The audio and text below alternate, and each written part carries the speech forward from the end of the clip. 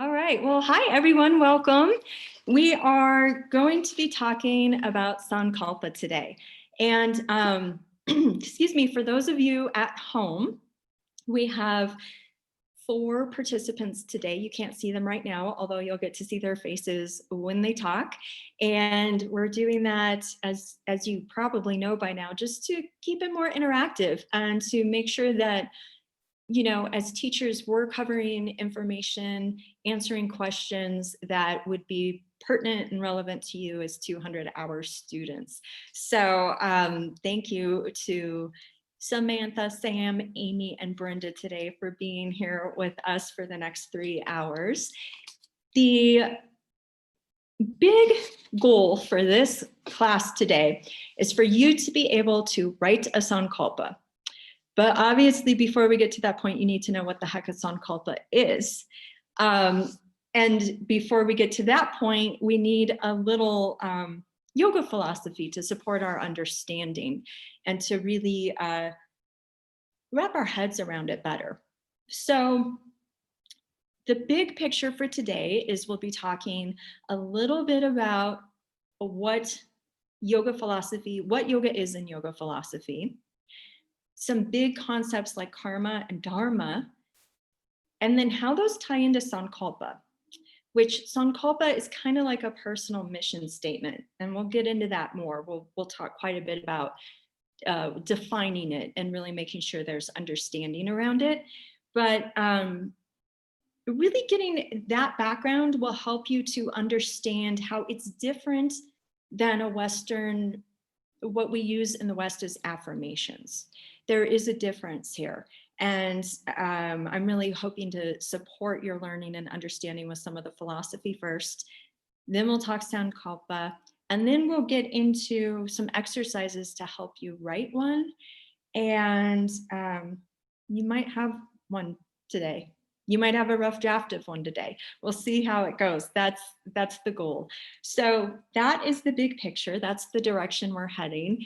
And I think it'll be a lot of fun. This is such a beautiful example of how yoga can really support us in our lives, not just on the mat. So let's hop into that. We will start with the Yoga Sutras by Patanjali, which you'll learn more about in Yoga History and Seat of the Teacher. But Patanjali wrote the Yoga Sutras, and there are these terse little statements. And in Sutra 1.2, which I'm sure many people here know this one, just so you know, students at home watching, these students have all either done a 200-hour or in some cases a 300-hour. So if I'm asking them questions and they know the answers and you're thinking, I don't know that, you're not supposed to yet. It's totally okay. Like that's where you should be. It's okay. But as many of the people here today know, Yoga Sutra 1.2, it's kind of the biggie. This is where Patanjali tells us what yoga is. And so I'll tell it to you in Sanskrit, we'll break down the Sanskrit, and then we'll wrap our heads around what that means.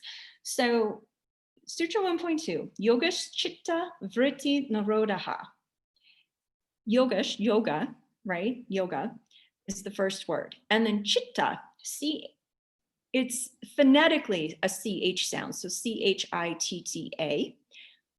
Chitta is mind or mind stuff. And in translations, the reason they often don't just say mind is because the idea of mind is pretty different in most Eastern tradition, and especially Indian tradition, or I shouldn't say especially, but what we're talking about today, Indian tradition, is different than it is in the West. So in the West, we might have a very almost operational understanding of mind, like it's what the brain does or something like that, right? In Eastern philosophy, by and large, it is so much more than that. Mind it encompasses your thoughts, it encompasses your feelings, your history, your beliefs, your personality. Oh my gosh, but no, my personality can't just be my mind, right? But yeah, in Indian tradition, it is. It's part of the mind.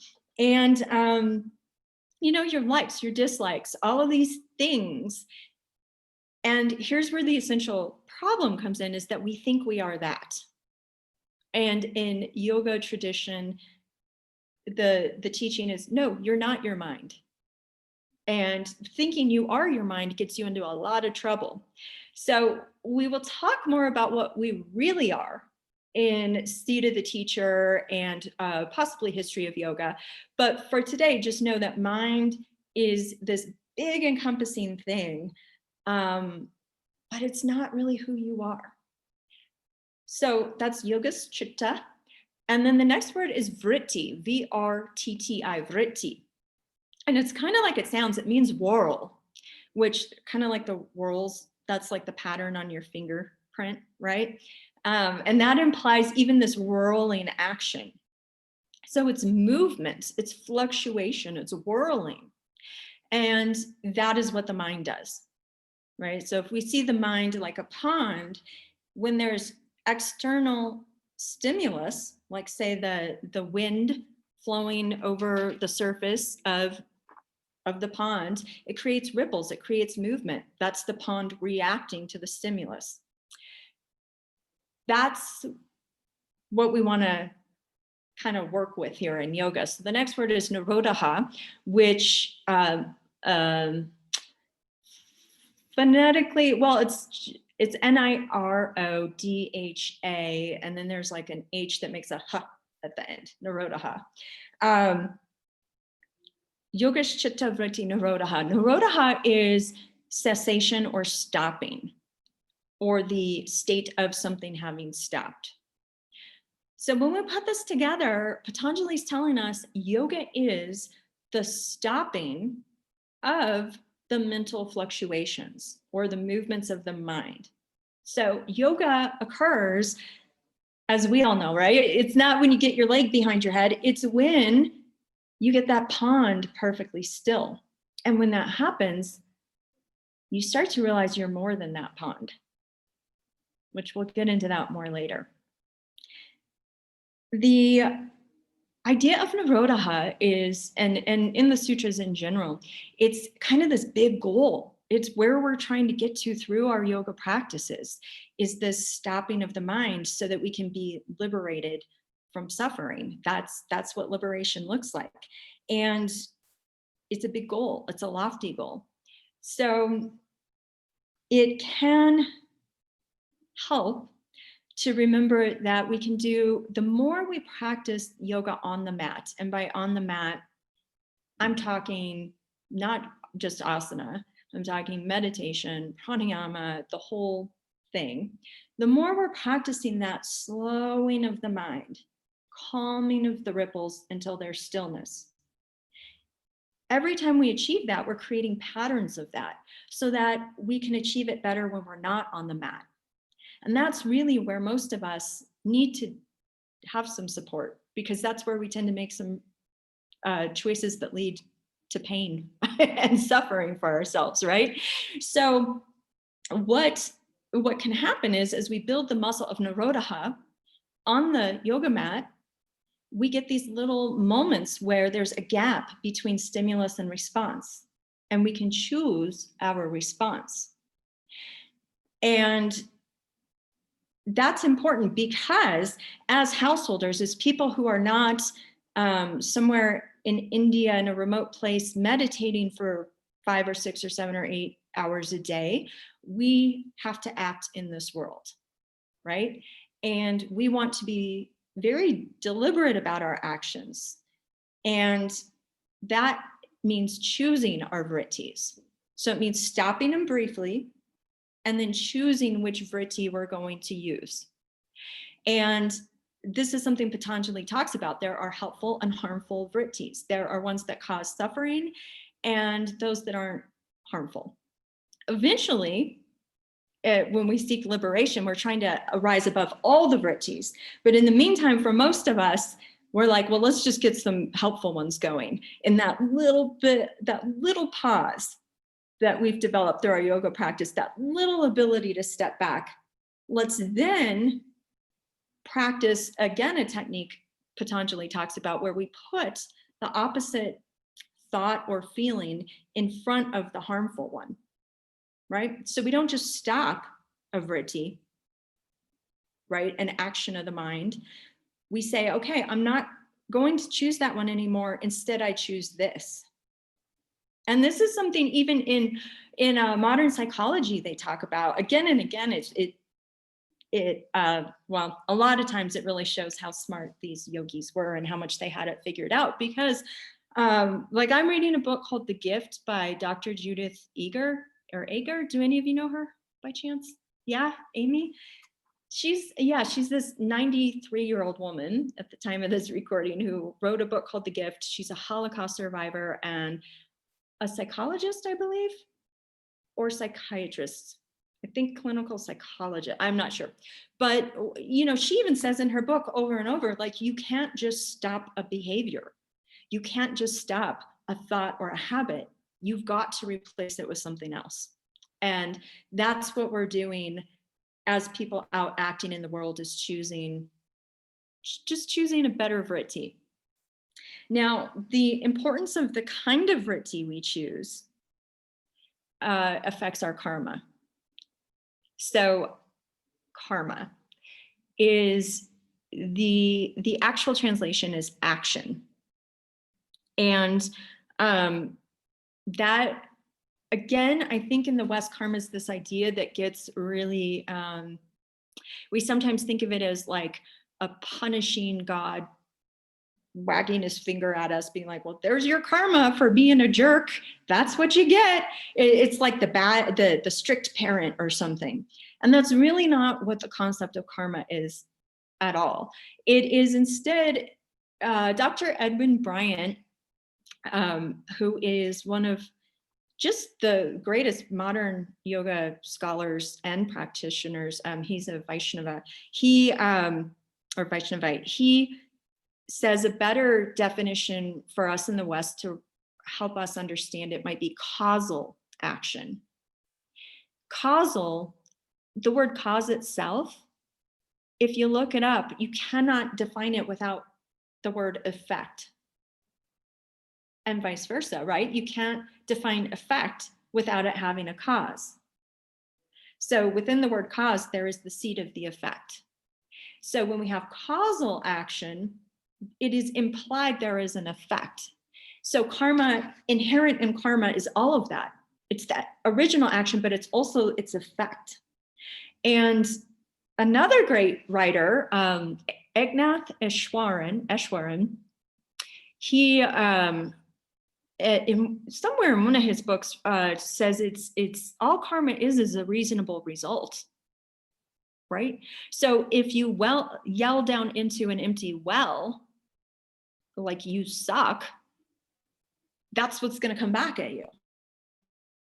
And that's what we're doing when we're choosing vrittis. We're choosing what we yell down into that empty well. We're choosing what bounces back up to us. So karma, while we can't necessarily take back our karma, our actions, right? There are ways in yoga we can burn off karma that's waiting to come back to us, but that's not for today's discussion. Instead, what I want to focus on today, and the idea here, is that we can choose the karma we create from this moment going forward. We can choose the reasonable results that come back to us. And the secret, it's like I've been saying, it's in developing that little pause between stimulus and response.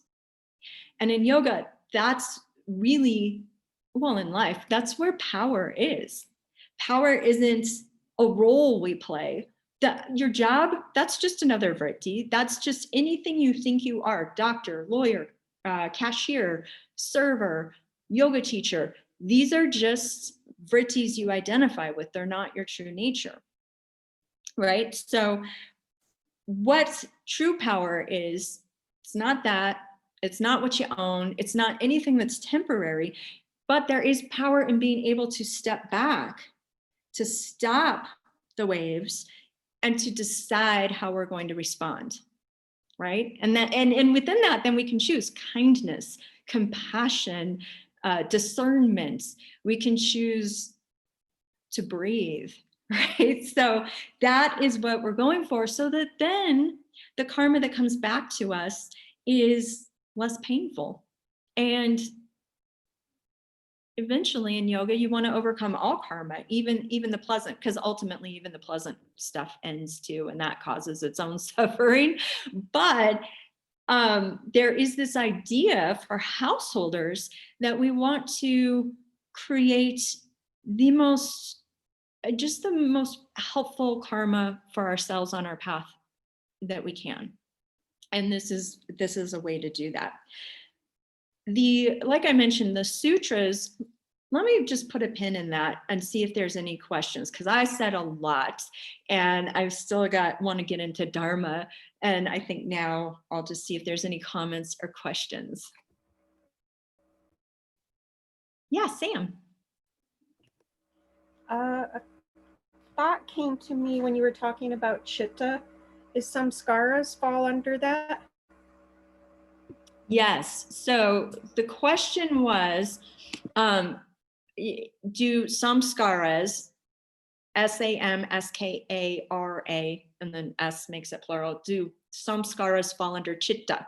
Samskaras are impressions. They're just latent impressions. So yes, it's a samskara. An example of a samskara is if I ate a delicious ice cream for the first time. Before that, I had no samskara of it. But once I've had it, then I have a samskara. It's just an impression. It's like a stamp in my mind of, ooh, delicious ice cream. Here's what that's like. But then it causes movement in the mind, desire, where it's like, ooh, I want that. I want that. And then I might act on that. And depending on what the samskara is, you're either, again, going to get a result you want or one you don't want. Yeah, good question. So it is all of that. It's your history. It's all of your memories. It's subconscious stuff. It's pretty much like everything you think you are other than your body is in the mind. And then we know mind and body are still like this, right? And there are ways that can be broken out differently. There's like a discerning mind but we won't go into that today. Anything else? And for those of you at home, like these pregnant pauses might feel weird to you, but when you give people about 8 seconds to answer, then they have time to think. So I am going to give people time to think. Okay, let's move on then to Dharma, because this, I think, really is where we're going to tie in Sankalpa to all of this yoga philosophy stuff. Patanjali, by and large, is telling us how to get liberated, how to totally go beyond the vrittis, how to go beyond karma, how to get out of this, out of this mess of suffering. And like I said, there's little gems in there that we can practice so that when we're ready for that, we'll have some experience with it, but also to bring it into our lives. But where we really get into how householders can live in a way of not producing a lot of painful karma is we get into that with the Bhagavad Gita. And again, this is a book or a text I'll talk about more in history of yoga, and I'll also give you some good resources for it. With any of these, like what we're getting into here, and I know several of my students here today, they're 300-hour graduates, and they know like this is just the tip of the iceberg, and there's no way to do it all justice. And I know they know even in the 300-hour program, you realize there's no way to do it all justice in that. These are very rich, very old traditions. And so my goal is to give you enough so that you can practice things in your life with respect, and then hopefully get a little samskara, a memory of, ooh, yoga philosophy is interesting to me. I want to go read about that more. I want to go learn about that more as a practitioner and a yoga teacher. So that's That's part of the goal today. We can't even begin to go into the deep stuff, but we can go into it enough that we can still find ways to use it. Because yoga ultimately is a practical philosophy, right? It's what we do. We learn, but we practice, practice, practice. It's what we do that matters. So all of that to say Dharma. Dharma is something that the Gita goes into a lot. It's older than the Gita. It goes back, it's part of Vedic tradition and much older traditions as well. But it is a concept that is really talked about a lot in the Gita. And that's kind of the teachings along that strain of thinking that I want to stick with today. So Gita means duty. It is your duty. Everyone has a dharma. Dharma, by the way, is Dharma. That's why I'm hitting the h, trying to hit the h sound in it, the dharma. Doing my best. So Dharma is, it's how we contribute to the greater good. Dharma has in it inherently a seed of selflessness. And we all have our own swa or sva dharma, depending on, it's spelled with a V. If you say the W or not, it just depends where we're from. Anyhow, I digress. So swadharma is our personal duty. And again, this is something that I think a lot of times is misconstrued, or just there's ideas in Western spiritualism that use the same terms. And then it gets conflated with the original ideas that come from India, right? And in this case, I think there's kind of this idea of like, oh, it's my dharma to be a yoga teacher and to travel and blog and be an influencer on Instagram or whatever the thing is, or it's my dharma to be a doctor or a movie star. Those are jobs. Your dharma can be done anytime, anywhere. Now you can do it through your job, and you should, but your dharma is so much bigger than that. It is not determined by, it's unconditional. So it doesn't matter the environment or the circumstances. It doesn't need a certain stimulus to make it happen. It's not a response to a stimulus, right? Like, oh, I got this job, so now I can be giving and happy and fun and free. No, it's how we learn to always contribute regardless of the conditions and the stimuli coming in. A really great example, and I like to give this one, and I know many of you have heard this one. I was watching a show, and I always forget the name of this show with my mom, Undercover Boss. Does that sound right? Familiar? It's kind of older. So yeah, it's a reality show, and these people who own businesses go undercover and they work with the people who don't know them in their businesses to find out like what's it like for a common person in my business, right? And in this one episode, the guy owns a sanitation company, and they clean porta potties. They provide and clean porta potties. And he goes out with a man whose job is to clean porta potties. This man is amazing. If there's any way you can get a hold of this, you have to watch this, because he feels so, he's serving, he's contributing. He finds so much joy and satisfaction in cleaning porta potties because he recognizes it's a job not everyone would want or would be willing to do, and yet it's essential and important. And so to him, there's a huge amount of satisfaction in that. He sings while he does it. And I just watched this and I'm like, this man gets what dharma is. This man is far and away a better yogi than I am, and he doesn't even know it, right? Like that is what dharma is. It can be done anytime, anywhere.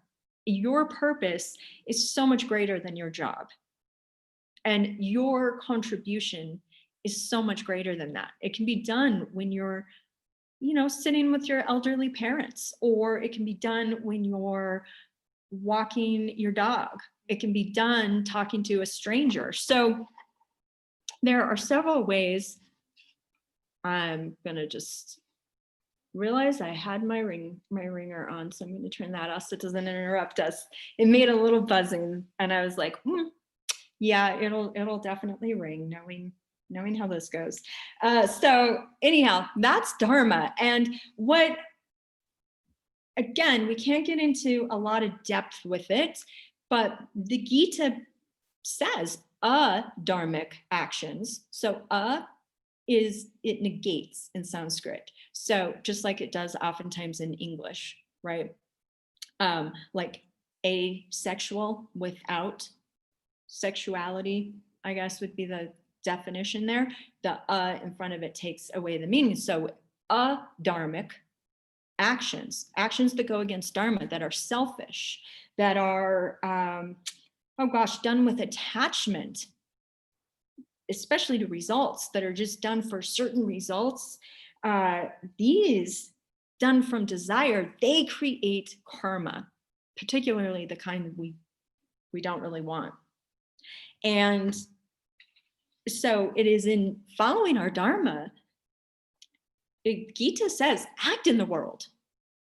If you're a householder, it's not your job to go sit in a corner and meditate all day. It's your job to be out in the world. But you can still find freedom from suffering in this by following your dharma. And so dharma really is, when really followed properly, it won't even create karma.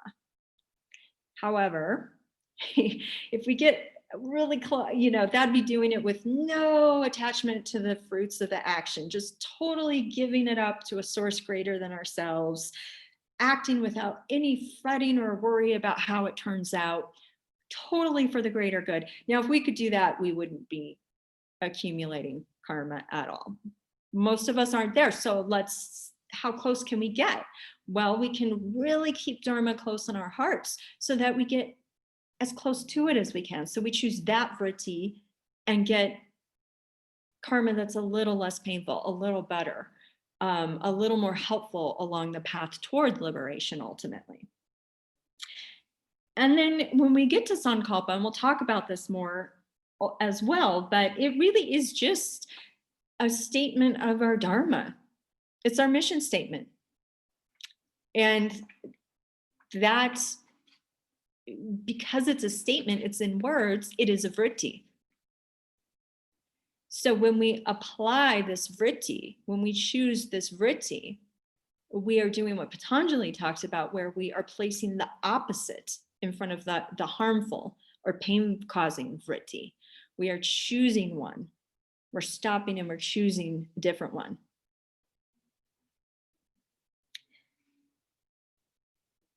So just to briefly sum all that up, that was a lot. We've got this idea that we're trying to, through our practices, learn to still the mind. Now, when we do that, we can do it more off the mat, more often in our lives, and we can make better choices in our lives. And those better choices bring less painful results. Sounds good, right? And so then, well, how do we decide what these choices are? How do we choose these vrittis? Well, we can figure out dharmically what we are responsible for, and then just make sure that that's the vritti we're choosing. When we're not sure what to do, we hold it up against our dharma, our sankalpa, and we say, okay, how does this work here? So, which of course all sounds easier. It's easier said than done. It's actually a lot of hard work, right? Which we all know. This is what personal responsibility is. And that's really what it all comes down to. So I do want to possibly ask you all a couple of questions, but before I do you have questions or comments on any of this so far? Yeah, Brenda, please. So is Dharma and Seva are similar concepts, right? it just seems to me that seva is more task oriented or smaller chunks maybe, and dharma is like a long term, more goal oriented. Is that correct? Yeah, good question. Okay, so Brenda asked basically seva, SEVA, which is the concept of selfless service, is more the actual doing, the task, versus dharma being the kind of the concept over it. And I would say, yeah, seva is it's selfless service, and what that really amounts to is in the Gita what's called karma yoga, which karma yoga is acting without selfishness. And when we do that, we're aligned with our dharma. So dharma is like this big overarching principle that then we'll act on in the world. Pardon me. And one of those actions then, and the actions look like ideally like seva, although there can be particular ways where we perform seva.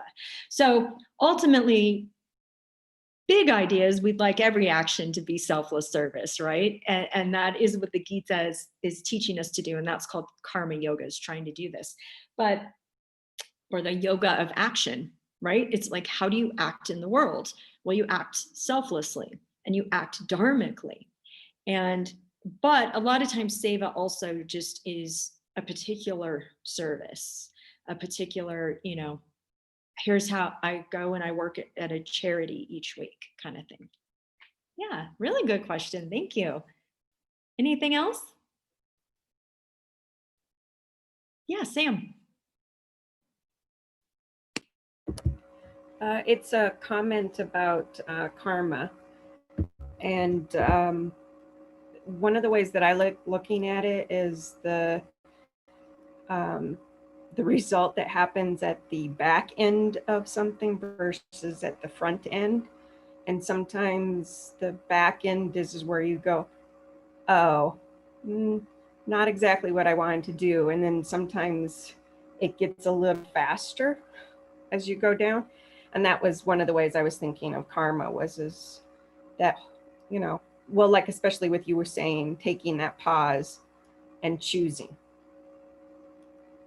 Yeah, thank you, Sam. It's always good to hear ways that you have, as students, which I'm a student of yoga too, but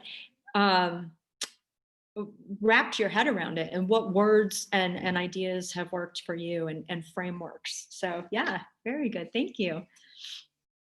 Anything else? Good. Okay. I'm reading lips here. All right. So who here can tell me, let's do a little review. What is Patanjali's definition of yoga? I think Amy's got it. She looks like she's going for it. Give it a try. It's the creation of the stillness. So it would be the cessation, the stopping of the mind stuff. So the vrittis, I guess in theory, it would be the cessation of that. Yeah. That's what it is. Yeah. Good job. Thank you. Okay. Who wants to try saying what dharma is in your own words?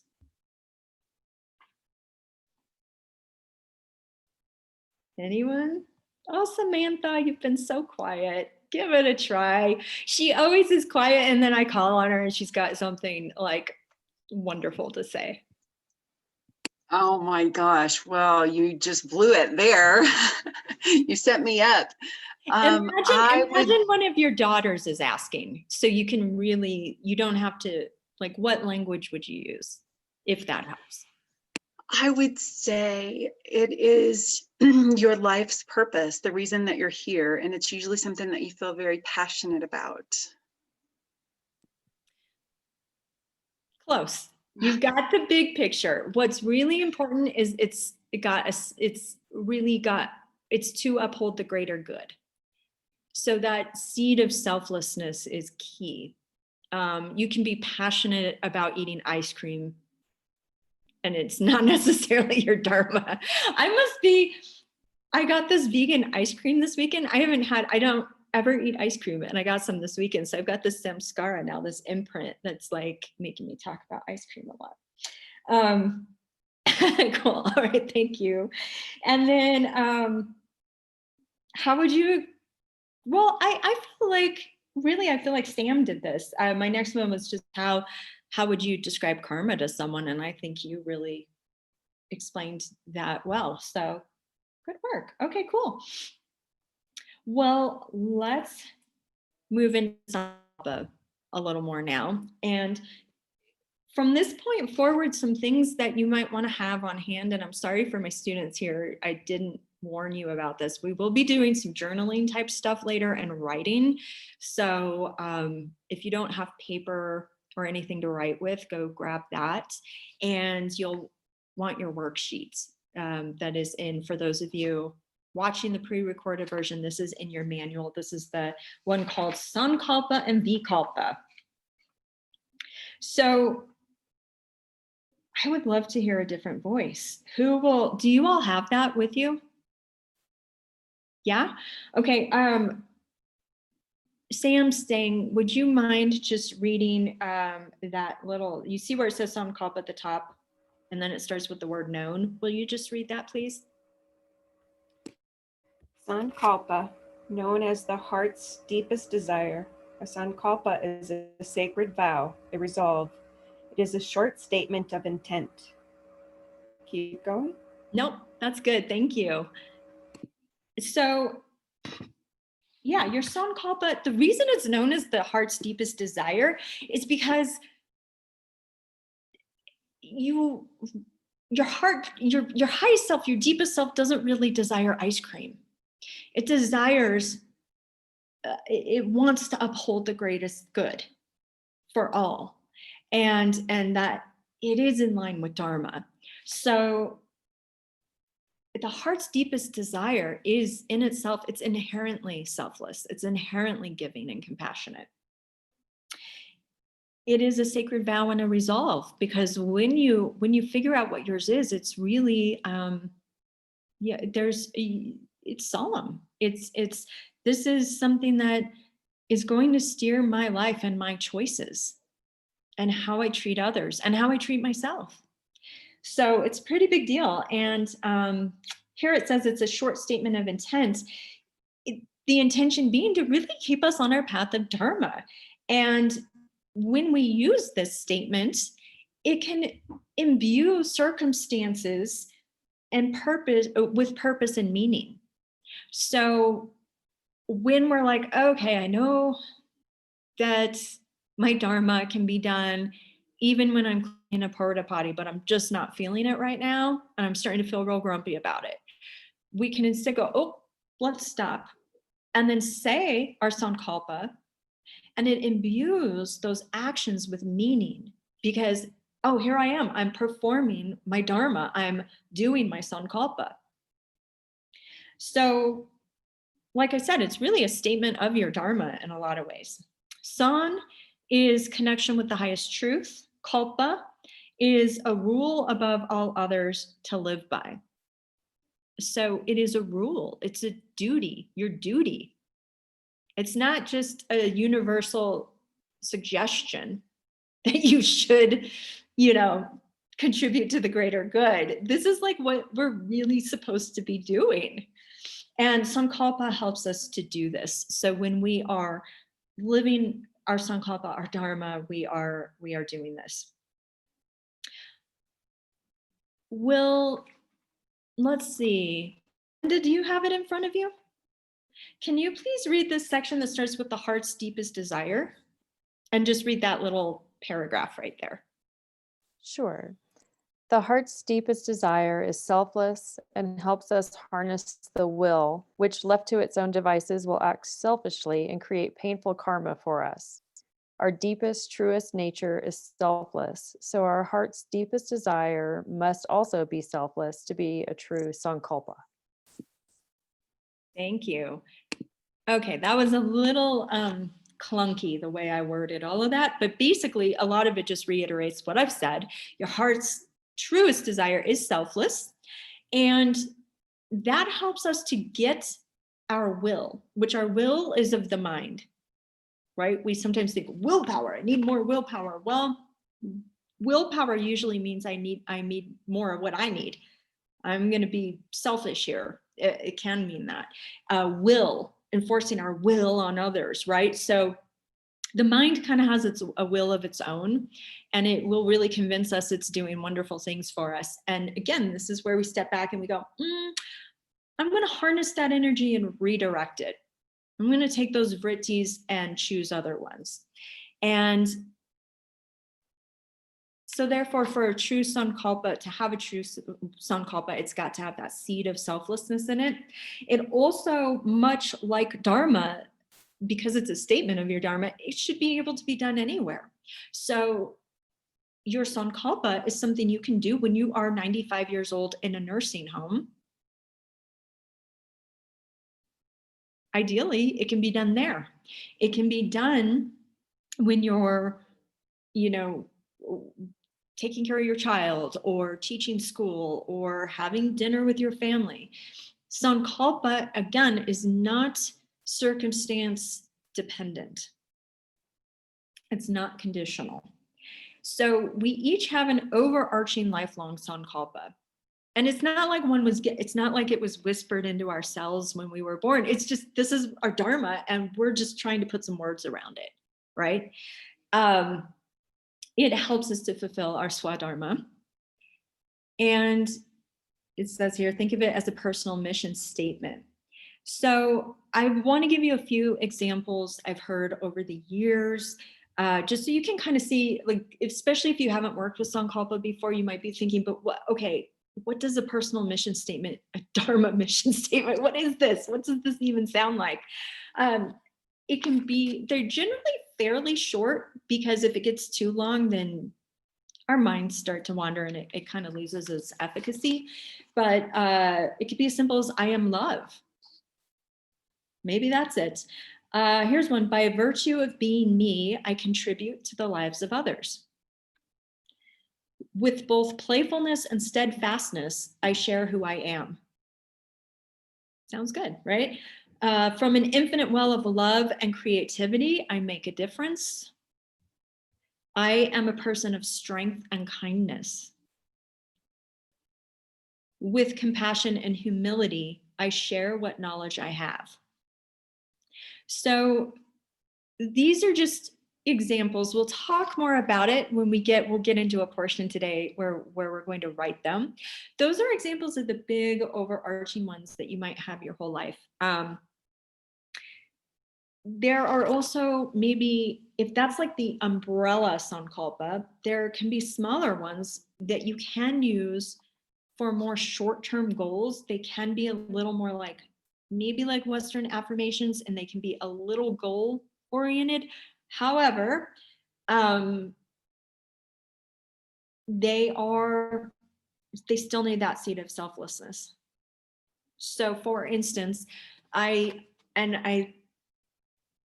just love this story, and I'll share it forever probably, but I used to know someone who what he called his mantra, right, which is another misuse of terms that we have in the West, but his mantra was, I will be a millionaire at 40. I will be a millionaire at 40.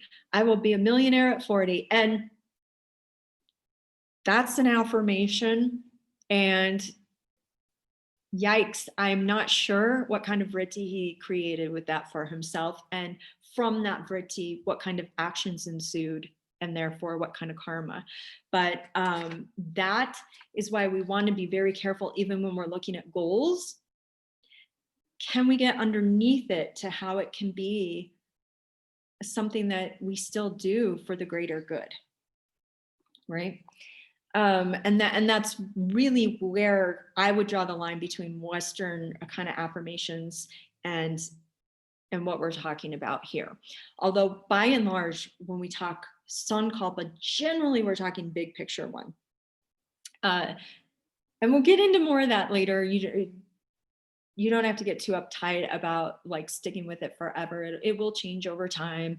You'll get closer to it. It's like one of those things where you start out with a rough idea and then you're like, you work with it for a while and then you're like, ooh, I think it's a little more like this. As you start to work with it and see how it sits in your mind and your heart and then affects you and influences you. So again, this is just a vritti. Sankalpa is a vritti, and it's a consciously chosen one that we are depositing into our minds over and over and over again. What I know you all have had some experience with Sankalpa. I'm curious if you have any comments so far. We'll get into how to develop them and when and where to use them, but do you have any questions or do you have any comments about Sankalpas in general? Yeah, Amy? So if a Sankalpa is a mission statement, what then is Dharma in relationship to that? I guess I'm struggling a little bit with that puzzle piece of them being different but in line with one another. Can you speak to that just a little bit? Dharma just doesn't have words. Yeah, okay. Oh, okay. It's bigger than words. It's more, it's like it's your duty. And there's not words for it. The Sankalpa is a way of honestly really turning it into a vritti with words so that you can be just really noticing how am I choosing the movement of the mind, the words we're using so that then we can act in the world. So your Dharma it's just so much bigger than Sankalpa. Does that answer your question, Amy? Really good question. Thank you. And, there will be people who really talk about Dharma. Sankalpa isn't something discussed in the Gita. It is something that really comes about in later yoga tradition. So you will have people who will talk Dharma and not necessarily use a Sankalpa for that. Yeah, Sam.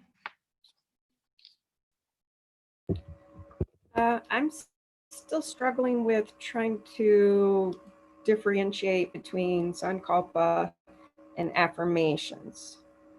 So is a Sankalpa something that has that seed of selflessness, whereas maybe affirmations are a little more on the selfish side? Maybe that's not. I got you. Yeah, I think I got your question. Let me say this. Sankalpas probably are affirmations, but they're only affirmations that have that seed of selflessness. Whereas in the West, the seed of selflessness is not a requirement for an affirmation. So you can go around and be like, I'm going to be a millionaire at 40, or I own a mansion and a sports team in Chicago. Right? Maybe that's the thing you say to yourself over and over. And it may come from a very selfish place. Who knows? Maybe it doesn't. Maybe it comes from a selfless place.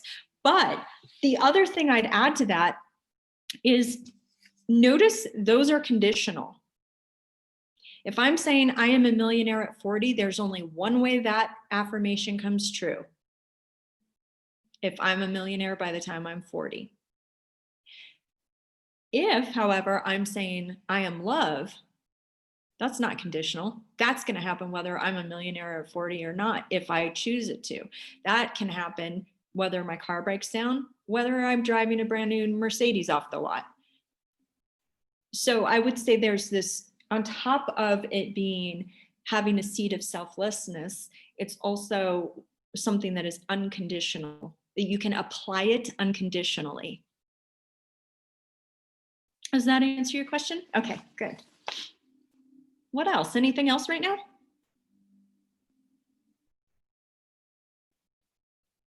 Yeah, maybe try, give it a try. This is not so much a question, but I remember reading one time that you shouldn't really tell anybody your Sankalpa, because the moment you tell your family, my Sankalpa is I am at peace and I share that peace with the world, then your family's going to push your buttons and you're going to get upset and they're going to go, oh, so much for that yoga stuff with all that peace. Do you have anything to say about that? Yeah, I mean, there's a lot of theories around that I've heard. I think it's what works for you. If you're going to have people around you who are supportive and understand you're still human, then I don't think you have to worry about that. But yeah, I mean, yeah, also the people who love us will throw stuff like that in our faces the fastest, right? But maybe we need that. Maybe you put it out there so they do hold you accountable. I do know there's research on when you say a goal out loud, if you talk about it too much, then your brain thinks you've done it and it gets that hit of whatever satisfaction. And so then it's like, oh, now I don't have to do it. It like feels like it's done. So they say don't talk about your goals out loud. But I just heard this recently, and I think it was also from Dr. Edith Eger, but I'm not sure. Anyhow, someone who's of the Western psychology world was saying the difference is you can say your big term objectives out loud, which is really what a Sankalpa would be. And with those, you can get support and guidance, and it's different because it's ongoing. It's not like you just reach your goal endpoint and it's done. Whereas if you talk about goals out loud too much, your brain, it somehow understands it's a finite kind of thing and it goes, oh, achieved. So I got a little tangential there, but it's still, as far as saying it out loud or not, it just, to other people, it's up to you. I also, well, never mind. Great question though. What else? We good? Okay. Oh my goodness. I am managing my time so well today. I love it. I love it when that happens. Okay. We'll see how it goes though. Once we get into the practical stuff, that's where time management tends to like. All right. Yeah, I'm not going to ask my review question. We'll get back to that later. So let's go through this section on tips on developing a Sankalpa. And I am going to call on you to read them. So please be ready for that. And that way people at home can see a different face and hear a voice other than mine, which I think they're getting 13 hours total of mine. So let's help these people out, please. And I will probably comment on each one. So who's ready for the first one? And then I'll just go around from there. Amy? Okay, thank you. Tips on developing a Sankalpa. Use words that resonate deeply with you. You can use the attached word list and do the exercise if you need some help generating ideas. State your Sankalpa in the present. That's all, just number one. Thanks, Amy. Oh, okay. Well, That's okay. overly ambitious. I love enthusiasm. Thank you. Okay. We'll be doing that in just a little bit here, actually. So before we did it this way, we used to not actually get to do this. So we get to do this today. And part of it is, this is us trying to wrap words around this idea of Dharma. Like, what is my life's purpose? Well, there are clues in how we respond to words. So we're going to do this activity with this word list. So you will want to make sure you have that with you for sure. All right, I'm going to go around the circle here to Sam. Will you please read number 2? State your Sankalpa in the present. I create a sense of belonging for others versus I will create a sense of belonging for others. Yeah, thank you. And again, this is how the mind works. The mind, it's either here now or it does not exist. It's either manifest or non-manifest. So we want to say things when we say I will, it's like my brother and I telling our single mother, she'd be like, when are you going to do the dishes? I will, Mom, I will. Well, I will means, yeah, maybe I will, probably not. I will doesn't make it happen right now. So we want to say things now. I am love, not I will be loved someday. So that sounds good. Sounds nice. Strong. It's a stronger statement. All right, Samantha, will you please read number 3? State your Sankalpa in the positive. I am free from worry, or I am calm and focused, versus I am not worried. Thank you. And just another good example, this is again how the mind works. It understands the subject, the verb, the object. It doesn't get the word not.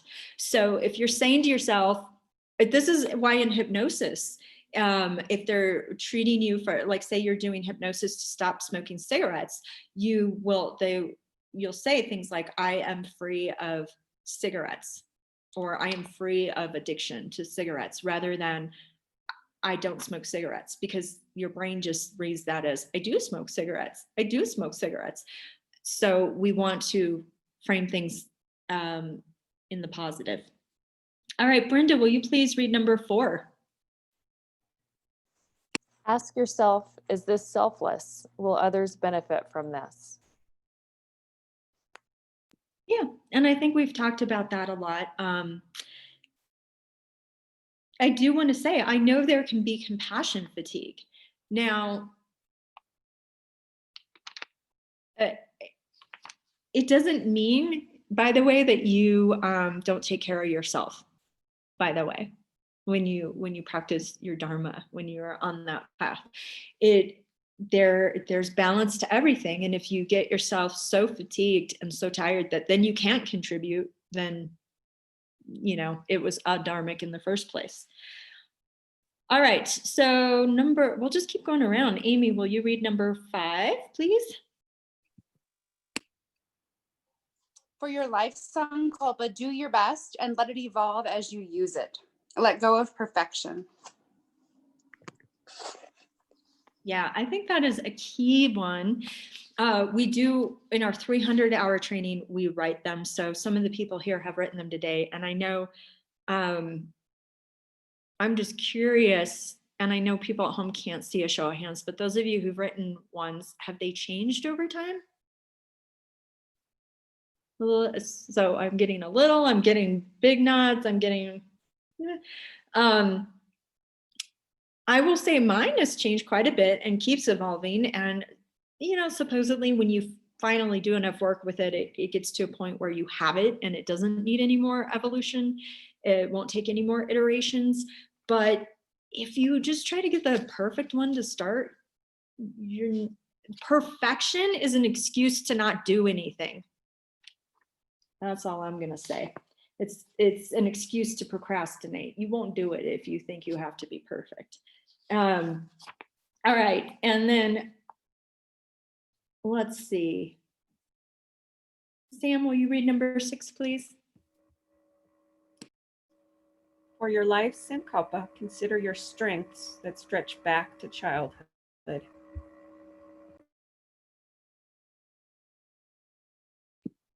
Haha. I had a note written to myself in there and I thought you were going to keep reading. I typed a note to myself and I'm like, why isn't she reading more? Yeah, so not always, but sometimes there is this seed of things you played at as a child, those moments where you felt most expansive, most alive, that might connect with your Dharma, because chances are, if you're human, you had a Dharma even as a kid, and it showed itself to you in these ways. So an example I give a lot is I used to come home from school and teach my younger brother who wasn't in school yet. I would teach him what I learned that day. And I loved playing teacher. And again, now Dharma isn't the profession, right? But there is something in it about wanting to share knowledge, to share experience that is probably very much a part of my Dharma. And I wound up being an elementary school teacher. Before that, I taught theater. Before, it does show up in my life a lot as a teacher, but I suspect there will be ways I'm sharing things again, even just sharing, in conversations in the nursing home when I'm 95. It's just, you can't help but do it to some extent. Another example in my life that I didn't see for a long time, but that's something I kind of unconsciously do, is I like kind of create community where I go, which is weird because I'm an introvert and I'm usually not a huge part of the community I create. But it's like this, it was a big part of my classroom when I taught elementary school. Before that, like it was, I created clubs and stuff in high school and all kinds of things. And now as a yoga studio owner, I guess. So it's not about creating community, but it is about, there's this piece of connection that for me, creating spaces where people feel safe, that is probably a part of it. And again, I don't have the exact words for it, but these are little clues that then show up in my Sankalpa. So the Sankalpa I have used for several years now. It's a little wordy. And it's changed quite a bit over the years, but it is right now, and it has been for a couple of years. From an infinite well of love and creativity, I contribute to the lives of others. So for me, going back to this idea of words that really resonate with me, love and creativity are big words for me. Contribution is a big word for me. Contribute is. Others, doing, there's that seed of selflessness, doing it for others, not just being creative for the sake of creativity, but can I create for others? And then infinite well part is just, I guess, me being poetic, but it makes me feel better feeling like I will never run out of it, right? And that's the truth. So for all of us, when it comes to these things that we can share. So let's do this. I just want to check my time. Let's do the word exercise. Before we do, any of these tips on developing Sankalpa, did any of that bring up questions or comments for you? Anything you want to add to the conversation? Amy, yeah, please. So if you were to say, so if you're speaking in the positive, if you were to say, I am fear-free, you would want to say, I am free of fear, right? Because otherwise you're saying I am fear, or does that matter? Am I getting way too in the weeds on that? I don't know the answer exactly Okay. to that, but to me, that's kind of sounds better though, too. Like it just, I am free of something sounds better than I am. Yeah, I'm with you on that. I don't know the science behind that. I don't know that specifically, but really good example. Yeah. Anything else as far as tips, ideas, anything you've done that's worked? Yeah. Okay. Well, let's get to it then. We will do this word exercise, which comes at the end of your handout.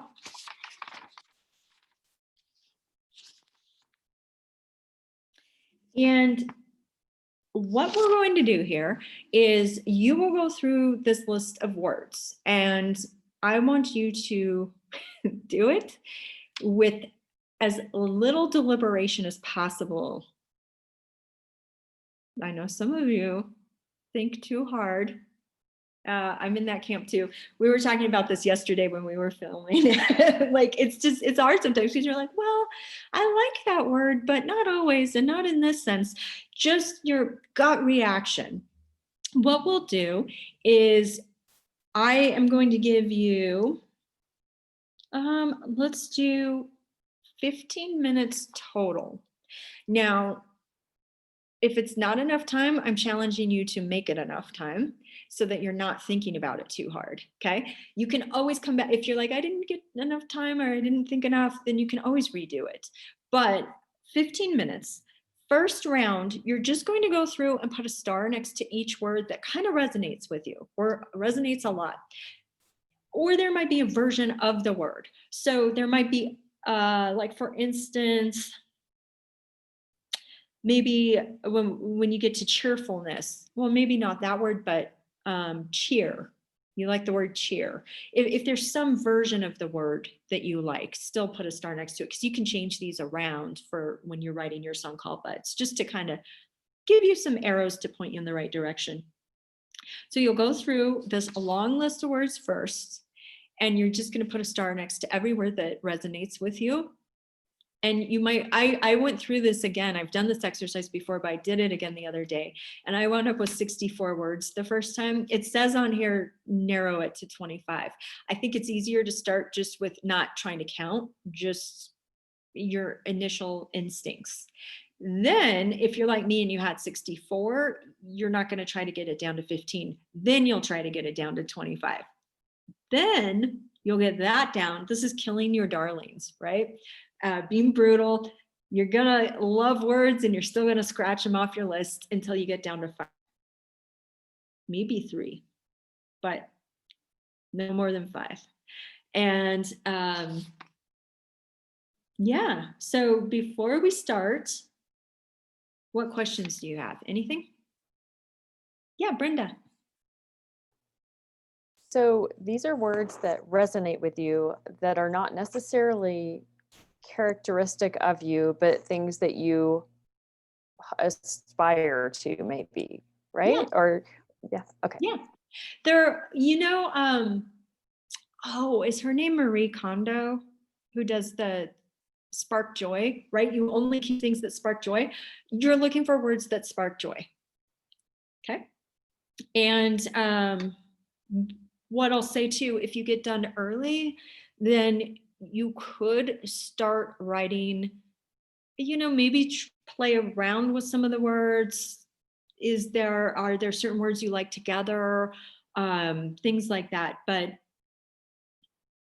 or you can take a little break, but I'm giving you 15 minutes. You can keep your screen on or off for those of you who are recording with me today. I think I'll turn it off so I'm not just sitting here awkwardly for 15 minutes. But for those of you participating live right now, I am still going to be here. So if you need me, if you need support, just holler. Okay. All right, so go ahead, and it is 3:12 on my watch. So we will go, 3:13, we'll go till 3:28.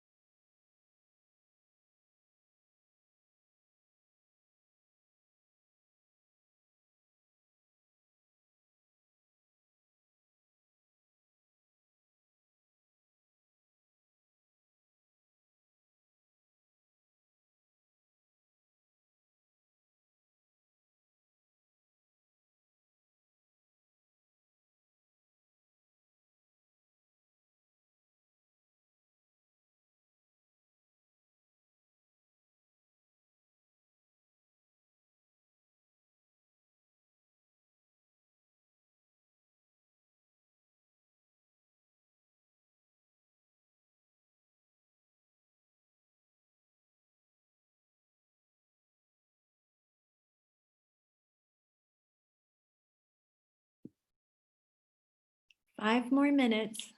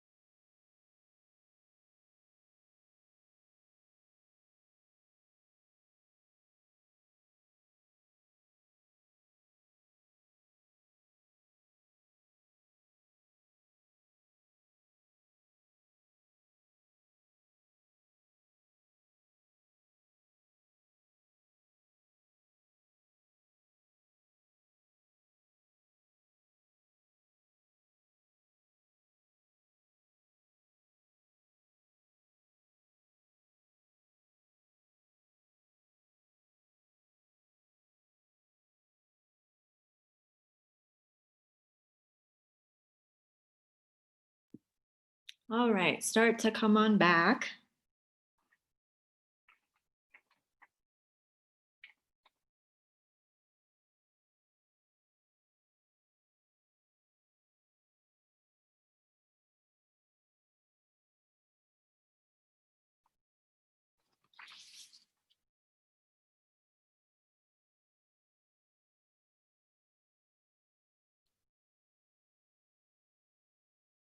So show me, just show me how many words were you able to narrow it down to? 5, 5, Amy, what was yours? 10. Still working on it? 6, okay. That's as we work through it, and you'll get more time. We'll spend time writing the Sankalpa, so you'll get to work on it then. Yeah, Yeah, so that'll be fine. And of course, those of you watching the recorded version at home with any of these, if you need longer or less time, you know, I'm recording the pauses so we have the right amount of time, or the breaks, but if you need more or less, take what you need. So are there any surprising discoveries, any ahas, anything for those of you, I know several of you have Sankalpas. Do you see words that are in your Sankalpa as it is, or are they different words? So what are your observations? Amy. Probably somewhat, because I still have like 10 or 15 words, but I'm finding very distinct buckets of words that kind of surprise me. So categories that I never really identified necessarily, and I'm seeing very distinctly 5 or 6 in one and 5 or 6 in another. And if, so that was really interesting to me to see how those start to be so clear, not necessarily the words themselves, but the buckets of words. Whoops, I muted you. I was trying to unmute myself, but you're done. But I had a similar realization when I went through this again recently. Is I have certain words around, like I like these little words around inspiration, creativity, ideas, all of that. And then I have words around compassion, love, great. Is that kind of what you mean? Like buckets? I like that. Yeah, I had the same thing. And I also had the realization as I was going through it, I'm like, there are some words, because you look at this list and you think, well, there's a lot of good words in here, but there's also a lot of words that I do not care about, that I know for a fact other people have used in their sankalpas. And so neatness being one. Okay. What else? Any other comments?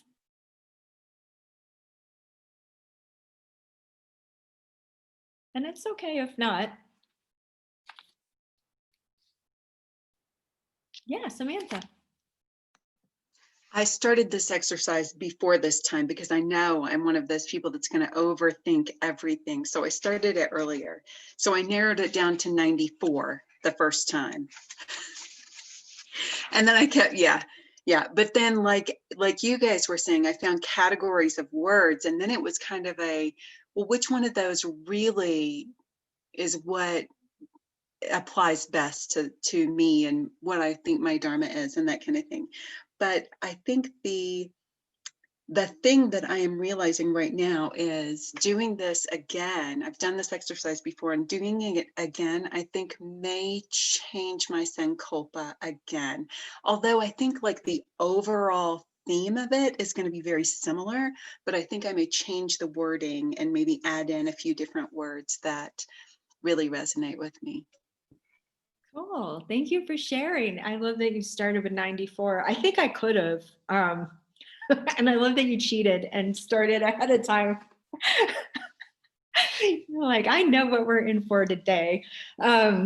Yeah, and really nice realizations, because I do think there are somewhere, it's like you don't want to get rid of certain words, but there are certain umbrellas that they can fall under where you're like, but what's the best one under this umbrella? So, and again, a good example of how they can change. I am certainly I kind of think mine Sankalpa I've known for a long time isn't quite there, and doing this again, I'm going to be working with mine as well. So, okay, well, what we'll do now is take a break until 3:40 by my watch, which for those of you who are here right now, my watch is a minute slow.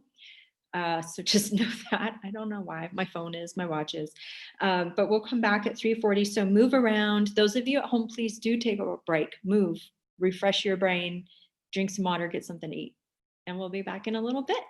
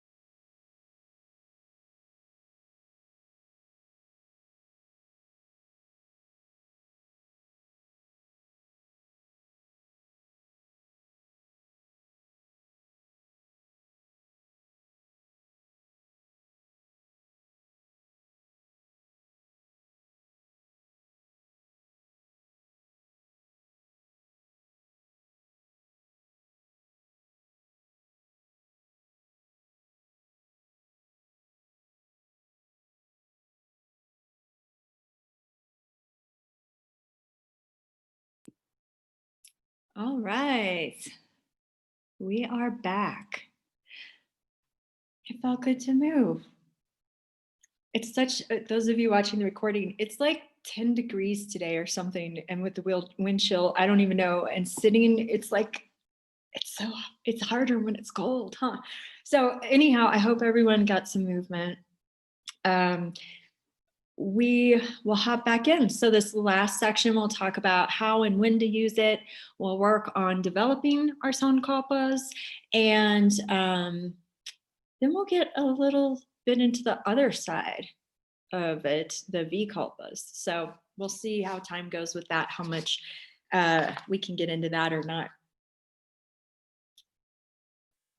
I will ask, actually, I think I'll just read them and comment on them. So we're starting where it says when to use your sankalpa. And there's some suggestions here. So number one is anytime, right? The more often, the better, sitting in traffic, waiting in line. So it can really be used as a meditation, said slowly and intentionally, really hearing each word. But it's good to do whenever you can, right? Because what we're really trying to do is write a new script for our minds. And that's going to take a lot of work, because you've probably spent, if we have one lifetime, however long from birth till now, writing a particular script that you're now trying to unwrite with your sankalpa. And if there are multiple lives, then who knows how long. So the more you can do it, the better. And it also it's just a good reminder. It keeps, when you get in habits of doing it when you're in line or in traffic or, washing your hair or whatever, then it just supports you in your efforts. Number two, it's particularly effective before and after asana, pranayama, meditation, chanting, and yoga nidra, any of your yoga practices. And a part of the reason is these practices, whatever vritti, and this is an important thing to know about your yoga practices, whatever vrittis, whatever movements of the mind you have going during your yoga practice, by nature of the yoga practice itself, you're strengthening that. So if you're on the yoga mat comparing yourself to other people, or beating up on yourself because you used to be able to do something you can't do now, or thinking about groceries, I don't know, whatever the thing is, right? That is the vritti. You're really giving that vritti even like more strength. And so it's a way before you go into yoga to really decide what vritti you're going to strengthen. And then of course doing it after, it can help. By then your mind has relaxed, you've let go of some of that vritti action. And so it can kind of sink a little deeper then. Number three, repeat 3 times before you get out of bed in the morning to imbue your day with purpose. And number 4 is the same sort of idea. Repeat as you fall asleep. It's said to drive the sankalpa deeper into the subconscious. Similar to why you would say it before a yoga practice and after.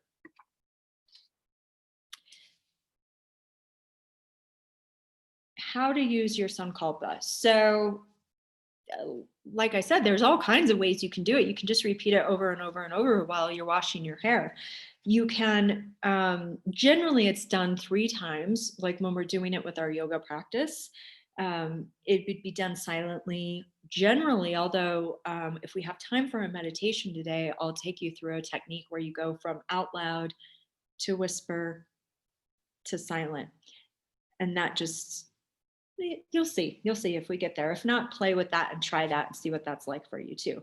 But yeah, typically 3 times, more or less, given the circumstances. How many times does it take until you really feel it and believe it? So if you're saying I am love, but you don't really feel it, then it might take 15 times, right? You really, if you're setting up a yoga practice with your sankalpa, you want to make sure that you say it as many times as it takes. And then how you say it, you feel it and you believe it when you say it. So you say it with, think of something, or rather someone or some animal you love dearly. And when you're saying something kind to this animal, this person, you mean it so wholeheartedly. Like I think of this when I taught kindergarten, and I just love those little people. And I would just, there's no way if I'm telling them you are love or you are brilliant, I mean it. I mean it so much. And you're going to say it with that much conviction to yourself because it's just as true for you. It's just, you don't believe it because you're you. So to really try to get that kind of conviction behind it is important. Yeah, so that's all I've got for you on when to use it, how to use it. But I know there are people here who might have their own advice, own recommendations, times you use it. If you have a Sankalpa, I'd love to hear about that. And if you have any questions, now's the time for them. So what you got?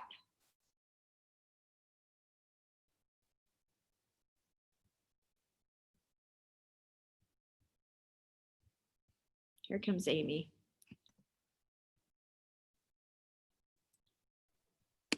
Yeah, I am very mindful to always use it before my yoga practice, before the asana practice.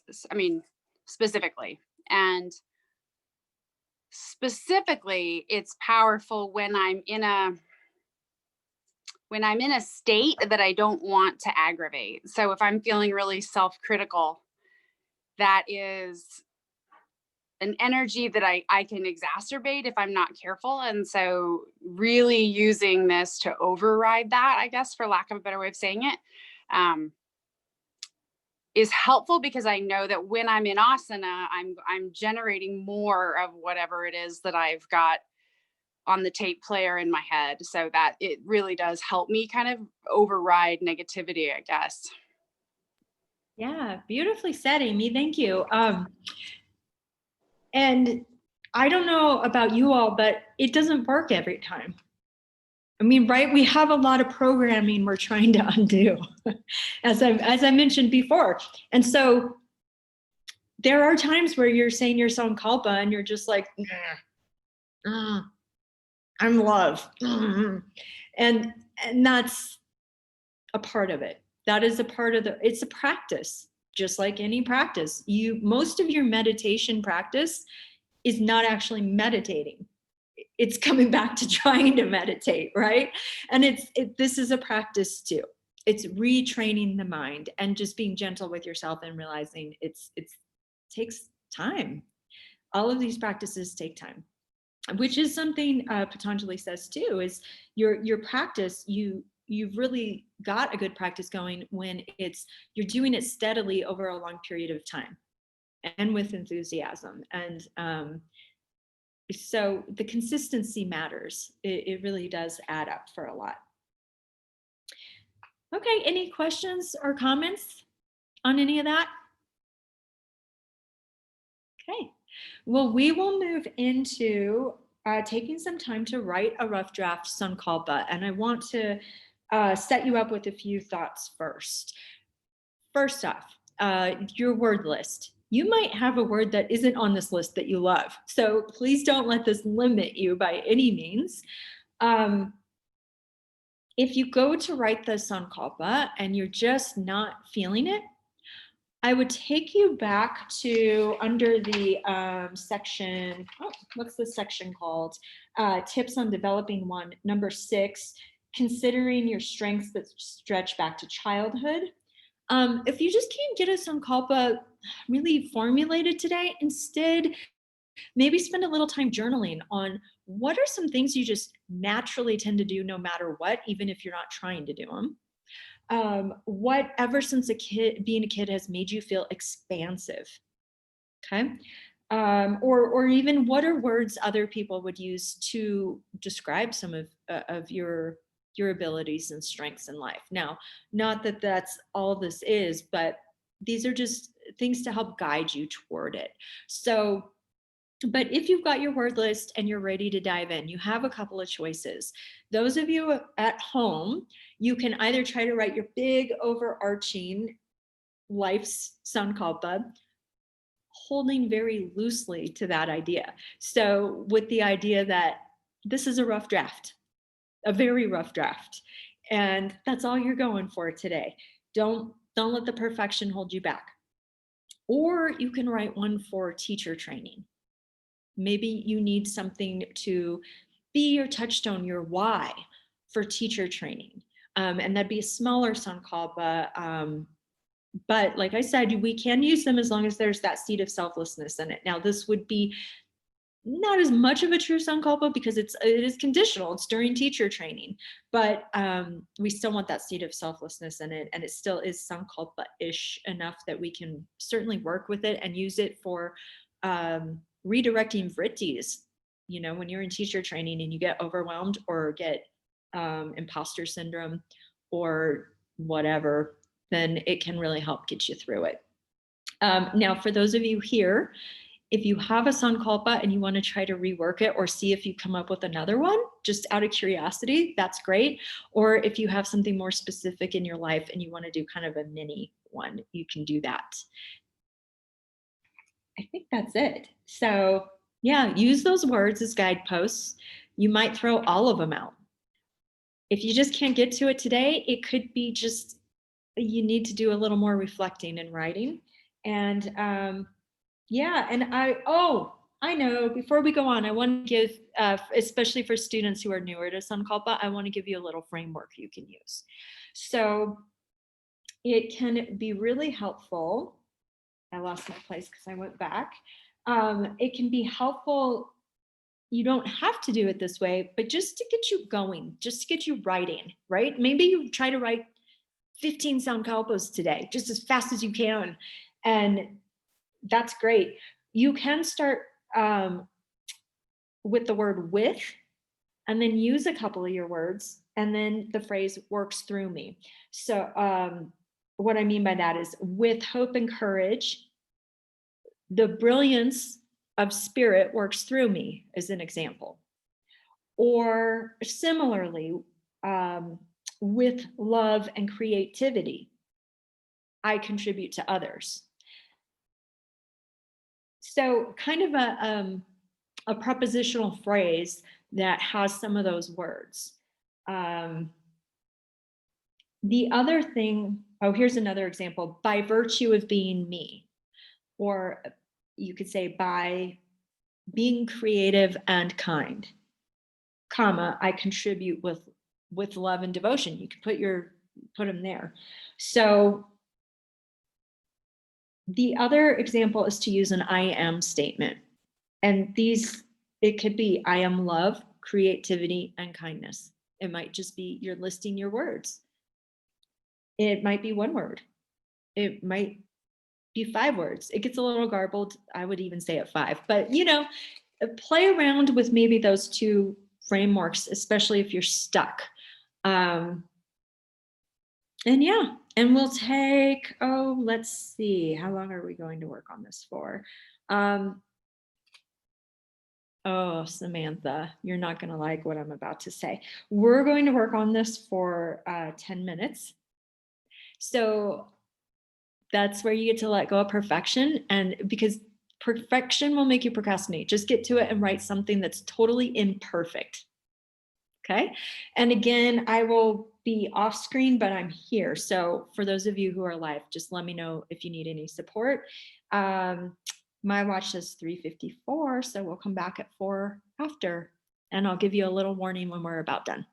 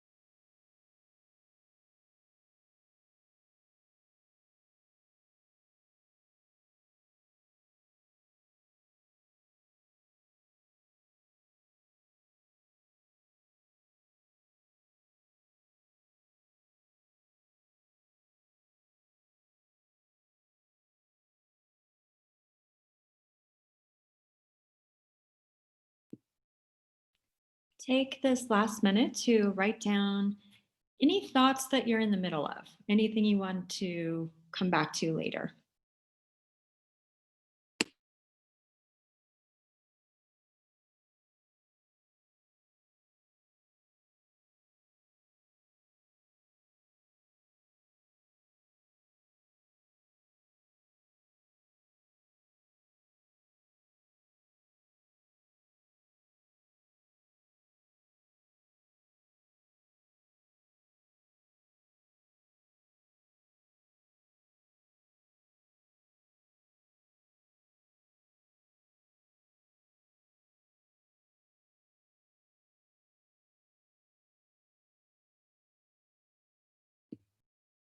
Okay. I see frantic scribbling. All right, so come on back.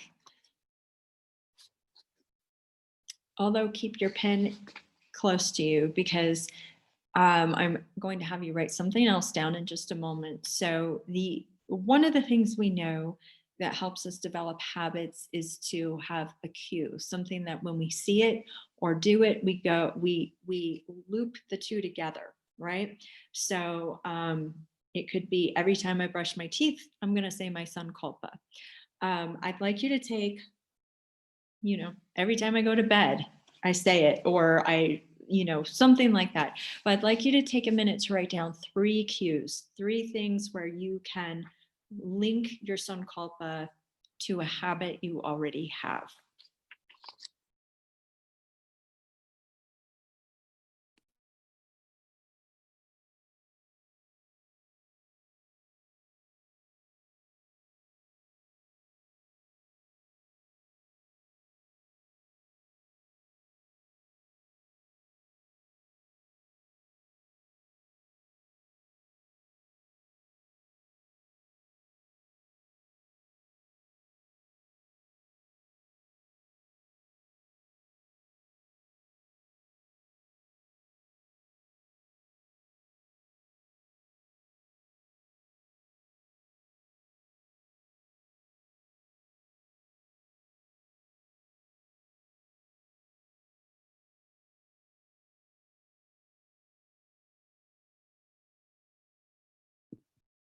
Okay, go ahead and finish that up. Write down any words that'll help you remember half-written phrases, things you want to come back to later. Need to stop kicking this table with my computer. All right. So for the 4 of you here today, I would love for you to share one of 2 things.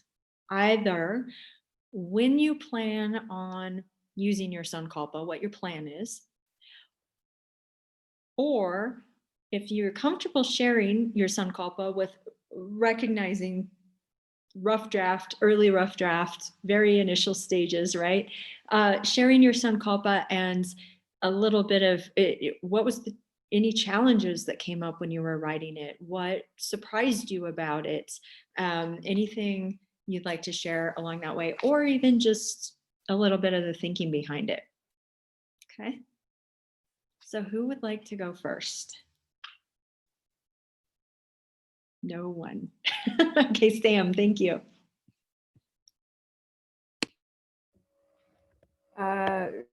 Just to say, the challenges I had was like trying to find the seed of selflessness. The wording was very clunky. Like, I'll read you what I have, but it's clunky. Spirit guides me with grace and wonder to be fearless and transcend as an example to others. Wow, that's beautiful. Where now, do you feel like you found the seed of selflessness in that one, or do you say more about that? Okay. Letting go of fear has been something that has really, in the past month, been settling within me as a way of because we're demonstrations. We're always living examples for others. And I know that by working with being fearless, that it would help others in a roundabout way. And so that's kind of like, I'm not exactly sure how to put it with the seed of selflessness. I do have to say, when I read it out loud, it sounded better than it did in my head. But it still is, I don't know. Maybe because I don't quite believe it. Interesting. Well, it is, it's a work in progress. I'm going to mute you just because there's some background noise that I think might interfere here. Oh, you got it. Thanks. You know, it's a work in progress, but I would also say this, and I think this is worth saying, just because there's a seed of selflessness doesn't mean it's not going to benefit you and your well-being. And I'm actually glad you brought that up. And not that I think you didn't think that, but I do think it's worth saying that by and large, it is going to benefit us. But that's not it can be a mover, but it's not the prime mover. It's not our main motivation. That said, you know, Yogananda talks about we still need a carrot on a stick. Until we become perfectly evolved, perfectly spiritual beings, there needs to be some little carrot on a stick. And so it's okay if it's like, this is going to help me and it will help others. It's just, the question is, will it help others? It doesn't have to be, it's going to change the world. But certainly the people around you will benefit from that if you do that. So yeah, thank you. Wonderful share, Sam. Thank you for being vulnerable and sharing that with us. Okay, who else has something ready to share? Amy? So I am interested to find that a Sankalpa that I said a couple of years ago that I thought was sort of a temporary Sankalpa, as I went through this exercise, is really, there is something to it, because it was the same as I was talking about those 3 buckets earlier. It's the same stuff. So what I came up with, which is really curiously similar: I am fearless and free. My joyful, authentic light shines from a fierce and gentle space within. Beautiful. And what made you kind of discard it before? Well, I didn't discard it. I mean, it's what I've been working with. Okay. It's that whole concept of, I didn't use the term fearless. I was actually, that whole free of fear, fear free.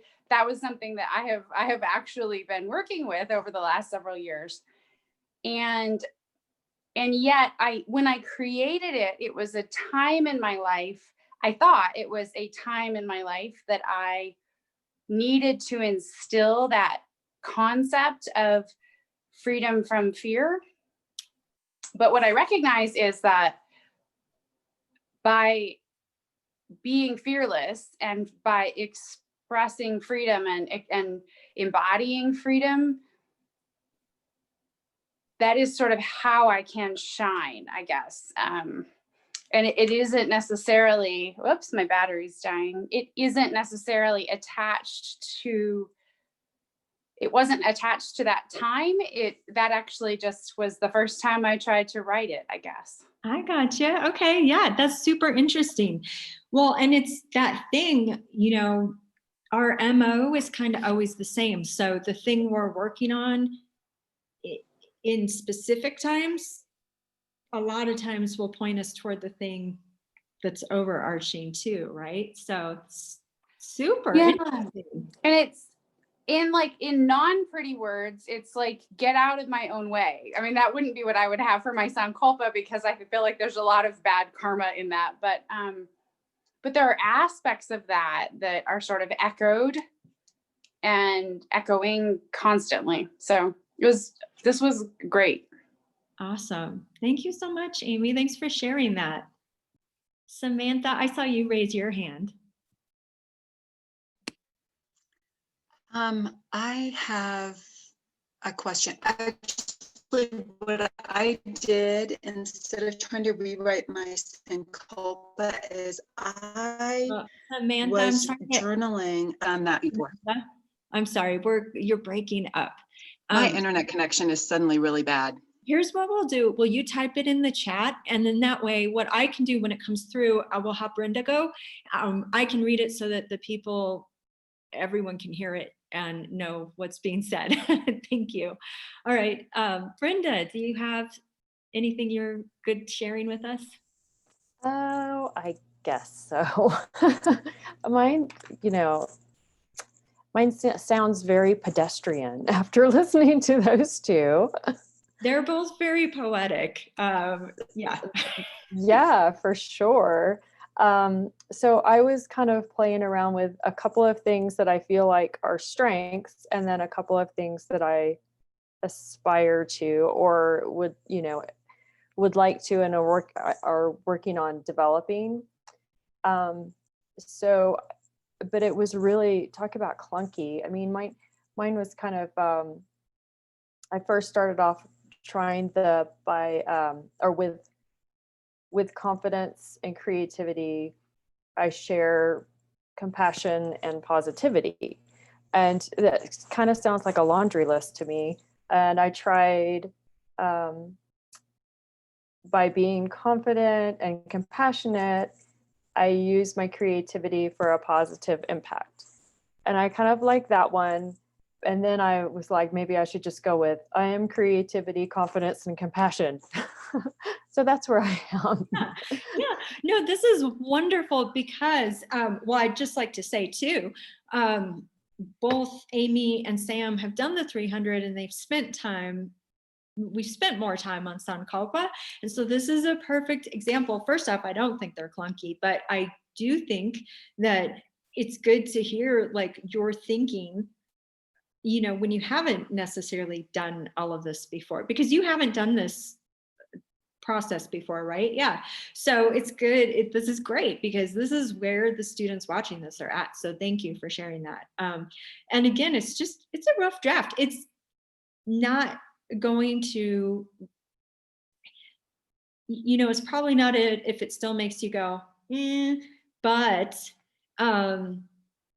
it's a start, right? And so it's just that kind of getting started. And I think we'll have time for our meditation today where we'll use it. And I think you'll get that will also, I think, maybe help you shape it more after this. But yeah, it's just continued work. Thank you so much. All right, I am going to read Samantha. She says, a question I had is, do you think our Sankalpa is often related to the thing we've struggled with most throughout life, Vikalpa, which we'll get into. It seems to me that this may also be the thing that hooks people on yoga and YTT. Maybe it's the thing we find on the mat. I mean, I think maybe yes and maybe no. I mean, I think there's probably,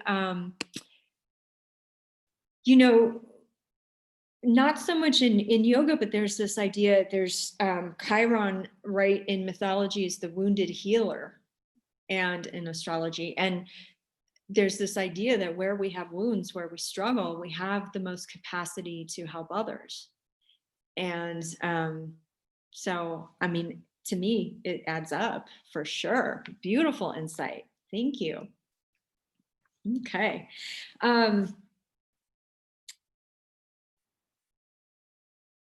We will, for this last little bit of time, be moving into Vikalpa and what that is. And then we'll do a meditation, followed by, if time allows, a little bit of journaling. And then we'll do a review and I'll take any questions. Before we leave this section behind for now, you will be using your Sankalpa in the meditation though. But did you have any questions? Anything that hasn't been cleared up or that has come to you since then? And this is for people watching this at home, you know, this is your opportunity to think about that too, and write things down and send them to me if you have questions. So this doesn't have to be just like, if these 4 people don't ask your question, you're screwed. Too bad. You can absolutely, that's part of how doing a teacher training with real humans, even if it's pre-recorded. So please do reach out if you have other questions. All right, let's get into Vikalpa, which is the next part of your handout. And this is just like it says, the underlying patterns of thought that oppose our Sankalpa. V means separation. So it's what separates us from the kalpa, right? And if you remember back, kalpa, right, on your first, it's a rule above all others to live by. So it's kind of the rule of your dharma. And this is what, these are the thoughts, the beliefs, the vrittis that separate you from that. Sankalpa brings you with it. Vikalpa separates you from it. They're both vrittis, and eventually we want to overcome them all. But boy, wouldn't you rather have a bunch of Sankalpas running around in your head than Vikalpas? But Vikalpas, it says here they separate us from our true nature, which is Sat Chit Ananda. We didn't really get into that today, but it is in a lot of Indian tradition, the true self, the self that is not the mind, not the body. The true self is called Sat Chit Ananda. Sat, S-A-T, meaning truth. Chit sounds like chitta, right? It's awareness, it's consciousness. And Ananda is joy or bliss. And that's that kind that is not like eating ice cream that's temporary. It's a state of being. It's who it said we really are. So it separates us from that. It separates us from our dharma, from all of these things. And it, of course, then causes us to create all kinds of havoc in our lives and reap some painful karma for ourselves. So just as we have kind of these overarching Sankalpa, chances are you have an overarching Vikalpa. And I think they're pretty typical. It's like, I'm bad, I'm worthless, I'm stupid, I'm whatever the thing is that all things boil down to you for. The messaging that whether you got it as a kid or whether, who knows, you were born with it, who knows, which of course comes from those samskaras, those impressions, right, that are in the chitta, and they come up and tell us just these really pretty nasty things about ourselves. So we obviously, these are some of the hardest vrittis to work with because they are so, they're deep and they are generally lifelong. And I certainly am not suggesting not to look to Western psychology and things like that for support. This is just another tool you can put in your toolkit that might help support you with some of these. And along with that, and this is just something I like to say and reiterate a lot, is none of this is like, oh, well, if you would just get your Sankalpa strong enough, you wouldn't have these Vikalpas, right? And you wouldn't have anxiety or depression, or you wouldn't have self-doubt. It's a process, and it's not really meant to be just this magic wand that's going to make your life magical. There's going to be struggle, and these are tools to help with the struggle. They're not meant to be things to sit back and judge yourself about or judge others for, or to be just magic pills that make everything like rainbows and unicorns. So the method I have learned is rather than trying to suppress these Vikalpas, right? We want to bring them up to the light. And it's kind of like, right, like holding a beach ball underwater. If you push down on it too hard, eventually it's going to slip out from under your fingers, and it's going to come up and come out with more force than if you had just kind of been like, oh, hey, beach ball, right? It's going to come out and smack you in the face. So we're not trying to suppress. And I think sometimes that's another thing. Yoga can be used to almost spiritually bypass things, to not experience things, to be like, oh gosh, I can't have that bad negative thought. So there is a recognition of, oh, there's a vikalpa. That's an ugly vikalpa. This does help take away some of their power and momentum, just like if you're not pushing down the beach ball, right? Or if I taught school long enough with kids that I know there are tantrums that need attending to.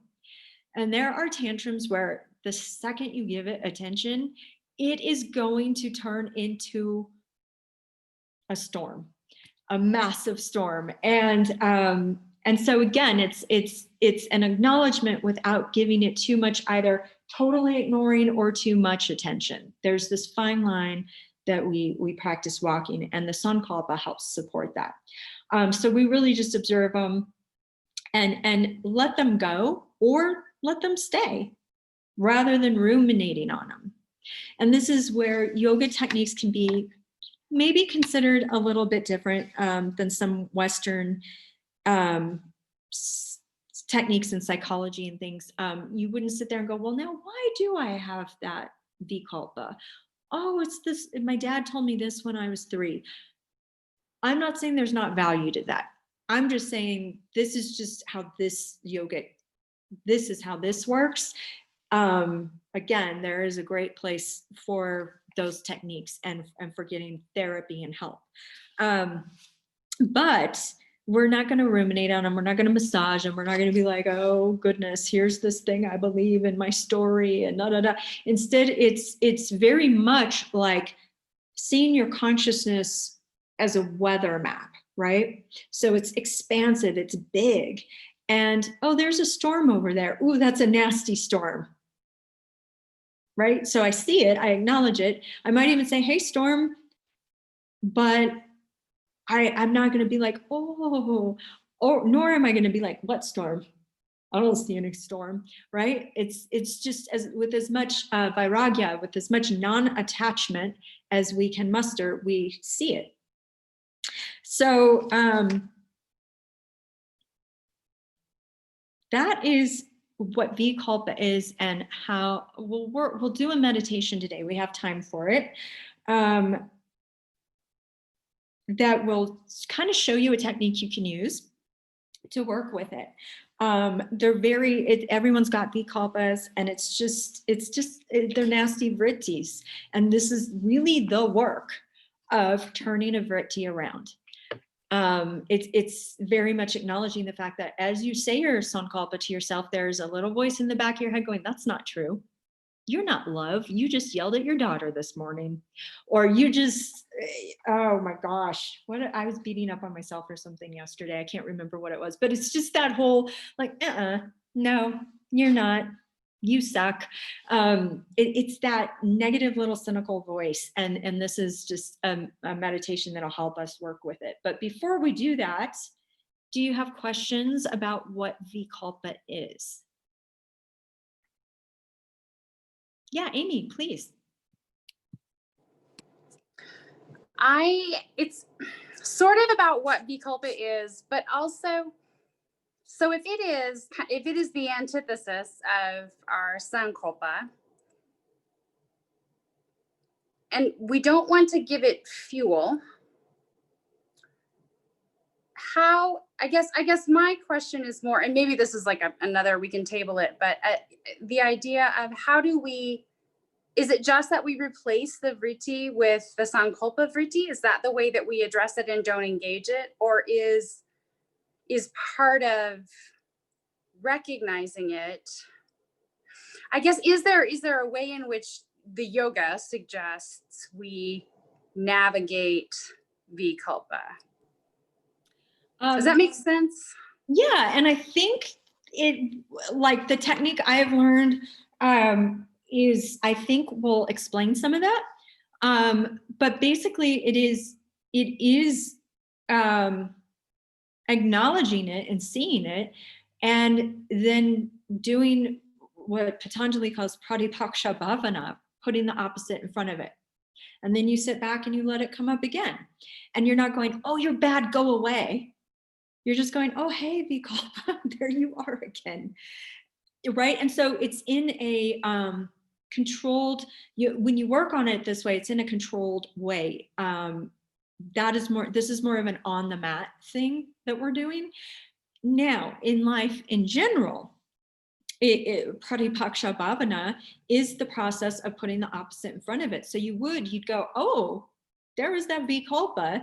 And then you'd say your sankalpa with as much love as you can muster. But not in a way that's like, screw you, vikalpa. It's just kind of like, you kind of go, okay, you acknowledge it and you say, and here's a different thought. Let's try this one.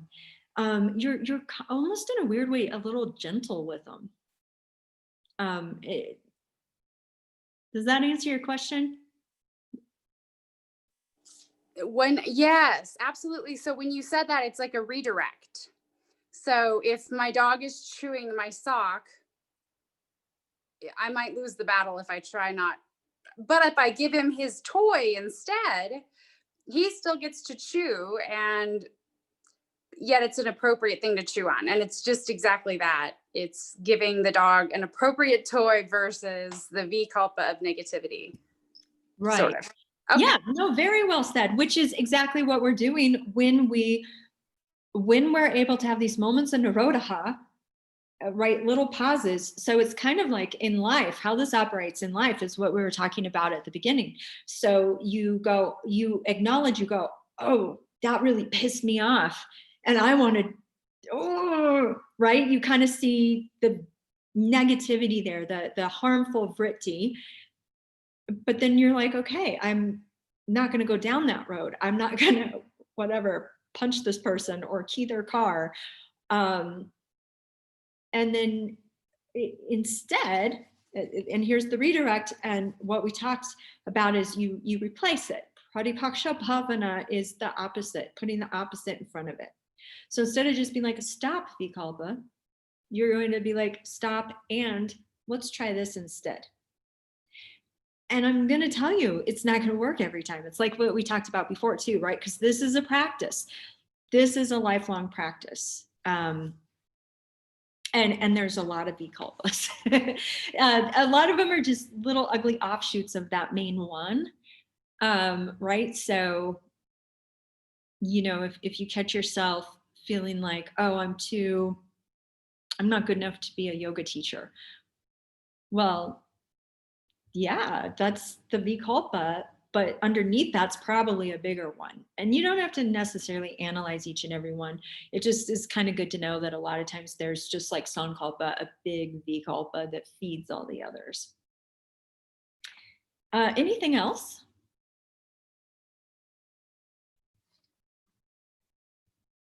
Shall we do a little meditation? All right, before we do, I'm going to ask you to, again, have just something to write with nearby, because when we come out of it, I'll just let you go right into, if you want to write down anything about your experiences, you can. And of course, if you don't want to, you don't have to, but there will be time for it. So have something to write with. I'm sorry, I'm getting wiggly. I'm trying to sit still. It is sitting for almost 3 hours. I did move on breaks, but okay. How did I ever sit all day, every day? Let's find a comfortable seat. Take a moment, don't close your eyes quite yet, but just kind of think about which sankalpa you want to try to use today. Okay, you may have a list of, like Brenda listed several of them. And just take a minute to commit it to memory, because you will need to you'll want to know it. If you really can't, if you've gotten a really long, elaborate one, you just have it where you can just kind of open your eyes and peek at it then. but ideally you'll have it where you know it. And go ahead and get comfortable in your seat. Your options for your mudras today, your hand gestures, are to either have hands in Anjali Mudra at heart center. This is a little longer than 10 minutes. So if that's a long time to hold your hands there, instead, you can do Jnana Mudra, right? Which is our one we see quite often, just with your hands resting on your lap or your knees, wherever they're comfortable. Okay.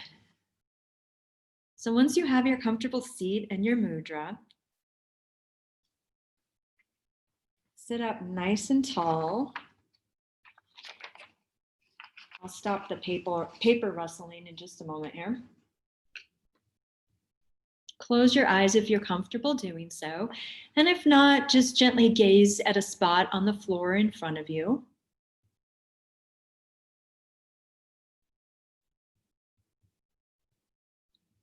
Allow a wave of relaxation to flow down from the crown of the head, through your whole head, your jaw, throat, neck, shoulders, down the arms and into your hands.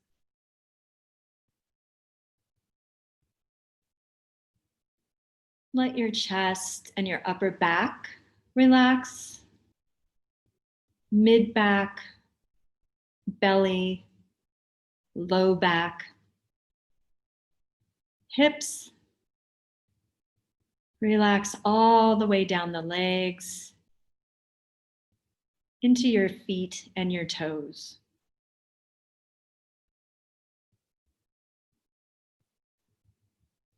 And now take 3 or 4, depending on how fast you go, belly breaths. As you inhale, let the belly expand, almost like there's a balloon in it. And as you exhale, let your stomach relax back toward your spine. Inhaling, expanding. The breath is smooth, steady, and soothing. As you exhale, letting the air leave that balloon in the belly. 1 to 2 more rounds at your own pace.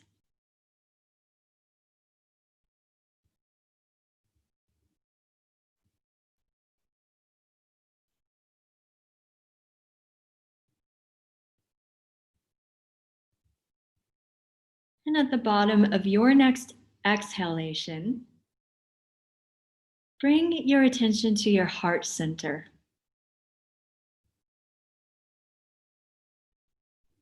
See a lotus there. And as it opens, imagine a person or an animal who you love unconditionally in that lotus. And let that natural warmth and radiance of the heart, that unconditional love, let it expand a little. Let it open those petals of the lotus completely. Notice its radiance, the honey-like sweetness of that kind of love, and then turn, if you can, some of that love back to yourself.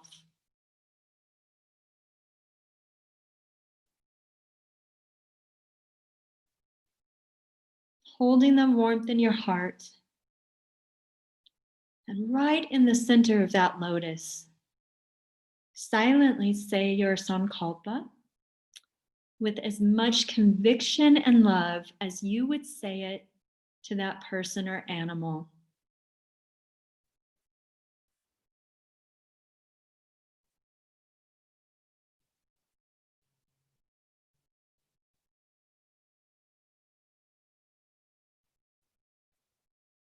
Once you've repeated it silently, Just let your mind step back and witness.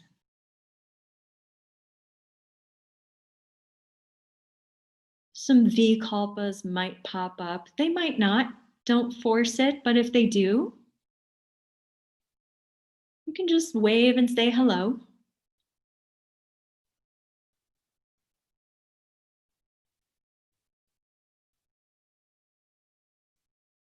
Just noticing, just witnessing.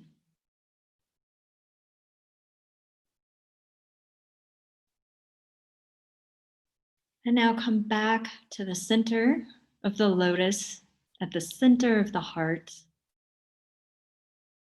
generating that sense of love again. Say your Sankalpa again.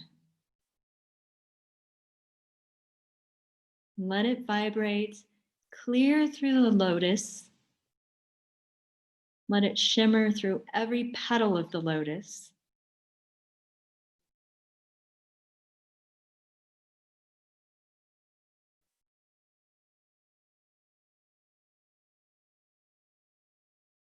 And then with non-attachment, broaden your awareness. Let your consciousness be like that weather map. Broad and expansive. Just noticing if there's any little storms, or maybe there's warm spots and sweet spots.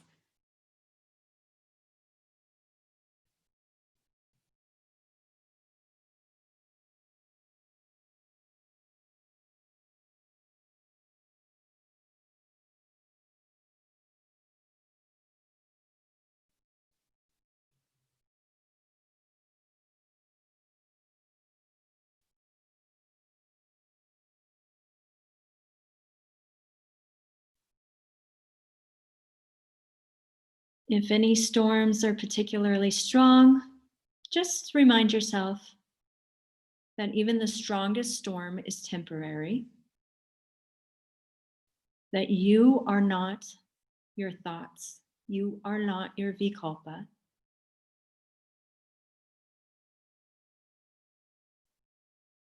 And then start to draw your awareness back into the heart center.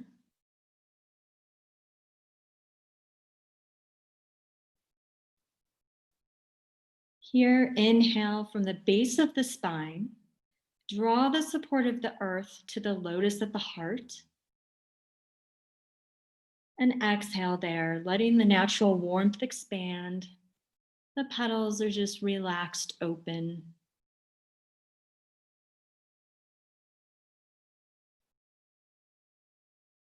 On your next inhalation, this time you'll draw the support of the heavens down from the crown of the head to the center of the lotus.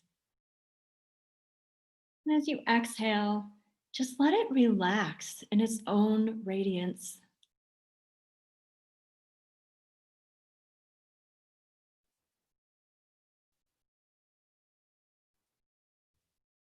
At the center of the lotus, you'll repeat your Sankalpa with love and conviction 3 times.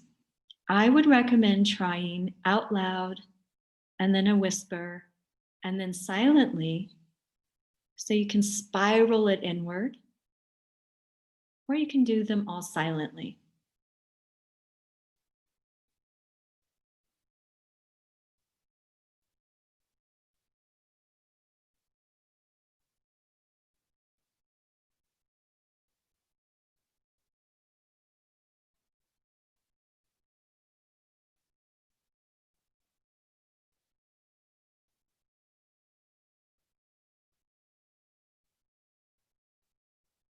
After the 3rd round,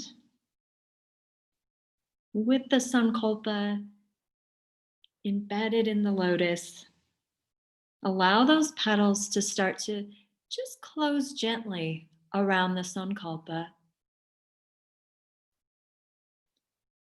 Remind yourself that you've got that Sankalpa stored in your heart center. It's there for you whenever you need it. That you can always access it.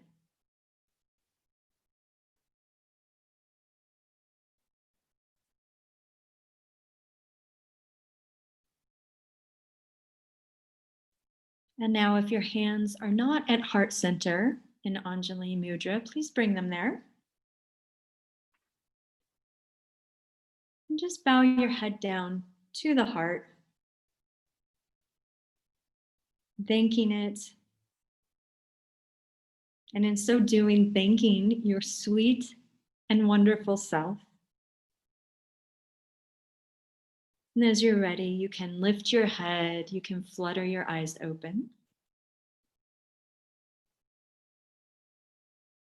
I'll give you about, let's see, 3 to 5 minutes just to write anything down that you would like to.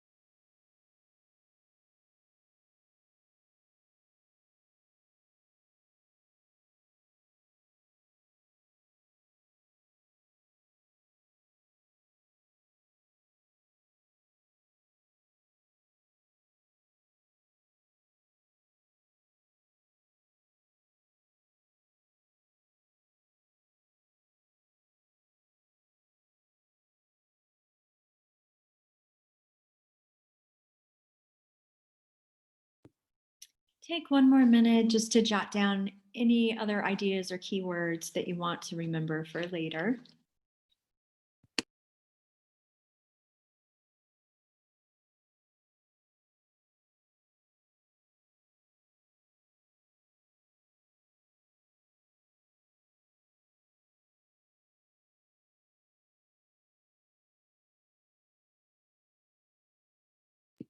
Okay, let's do a quick couple of rounds of breath of joy, just to, I think sometimes after a meditation, when it's like, oh, there's still 20 minutes of this, it's good to do a little breath work and moving. So go ahead and stand up. This will help us shift gears. Hopefully I can do this so you can see me. So breath of joy, it's almost like we're conducting a symphony. It's 3 sips of air in through the nostrils. So it's, and then it's a ha out. Okay, so let's do 2 rounds together and do a big ha out. Okay, so here we go. Ha. Ha. Oh, one more. Ha. Okay, shake it out. Let go of any, if there's any vikalpa stickiness you need to let go of. Shake it out a little bit, and then we'll come back around.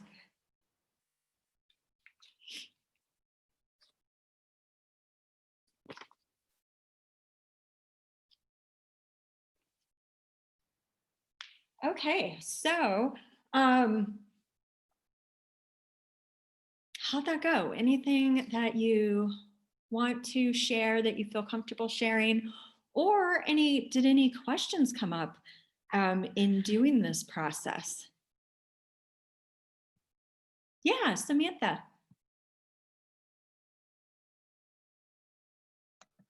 Let's see if my internet works. It's like I'm a ghost now. It got dark in here.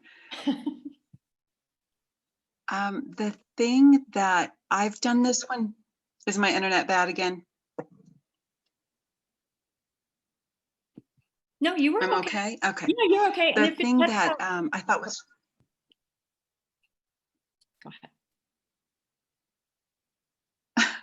There's a okay, delay. you're cutting out, so I thought I Yeah, must be. yeah, you're okay. Okay. So I've done this one before, and the thing that occurred to me that was so cool was I remember when I did this one before, all the negative thoughts that were coming up. And I had a little bit of that this time, but I could tell, just having had a Sankalpa and working with past few years, the tremendous, not success, I'm in such a different place now, having worked with a Sankalpa for a few years, that I felt, even though I had some of the negative stuff come up, I felt more an overwhelming sense of love, like self-love, which never would have happened before. So it was just that contrast in those two different times in doing this exercise. So it Oh was my really goodness. beautiful. That's beautiful. Thank you for sharing that too, because I think, that's encouraging for people just stepping onto this path. Like, okay, it's not just Amber saying this will, like, she's got to say it's going to work, right? She's teaching it. So that's really encouraging and exciting to hear. And I notice, I mean, of course, Vikalpas still come up, but I notice, for me, tapping into a sense of self-love comes quicker and easier. Whereas early on, directing that love that you like, I always think of my dog, and because it's so easy to tap into just love for her, right? But directing that back to myself, that alone was the process. And now it's easier. There's more like muscle memory there. So cool. Thank you. Anyone else?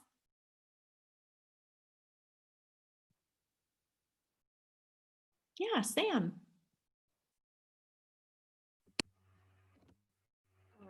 I would say I have struggled with Sankalpa ever since doing 300.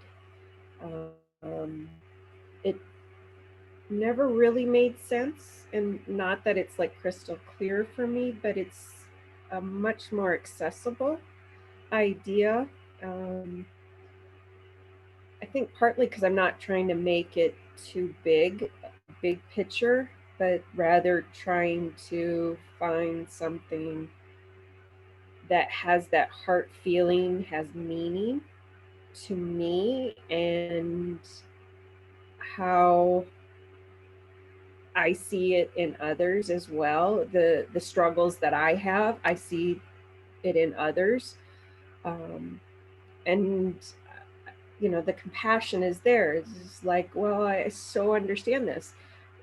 For you, I could so easily say, be fearless, you are fearless, and I can see it and say it, but for myself, it has been a bit of a struggle. And with what you and Samantha had said, it's gotten easier as time has gone by since first being introduced to Sankalpa. So I think 200 getting introduced early on, very cool.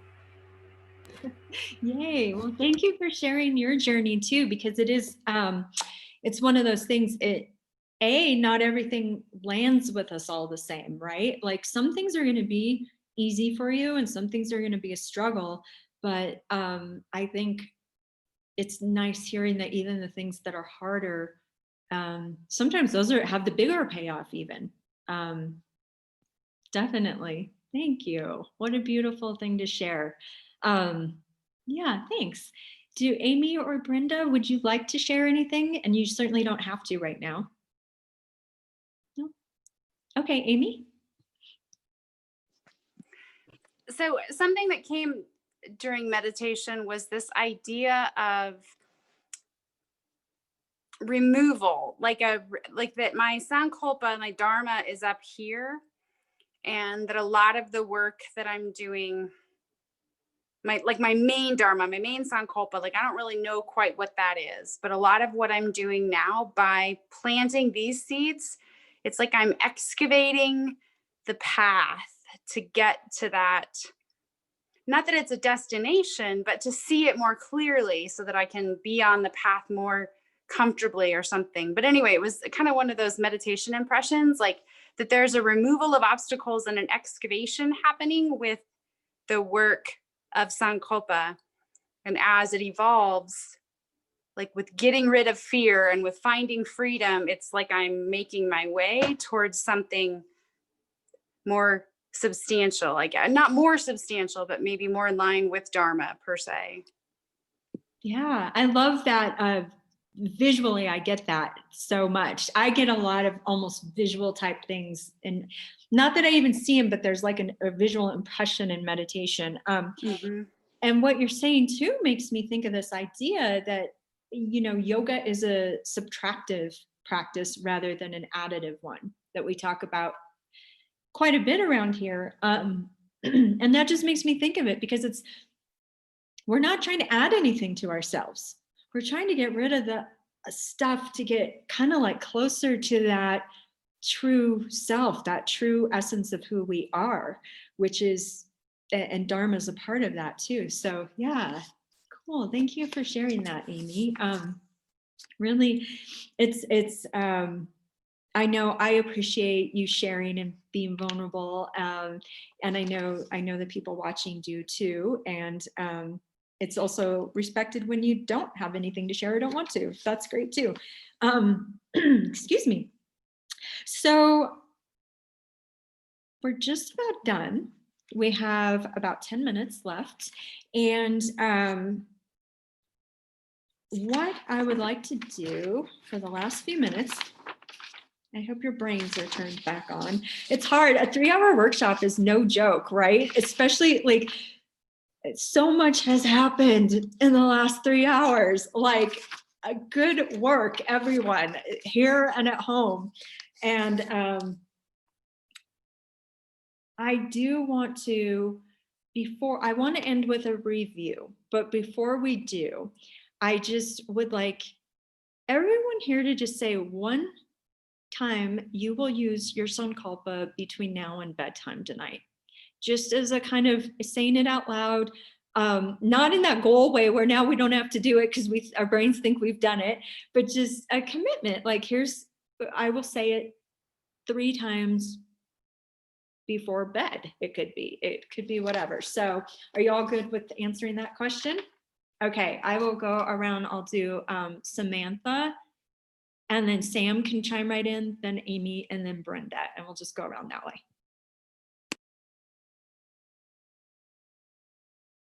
Oh, Samantha, type yours in if you've got it, and then I'll let Sam hop in. I will do mine tonight, right at bed, as I'm getting comfortable in the bed. I will do mine. I take Baxter on a walk every night. So I will begin the walk with Sankalpa.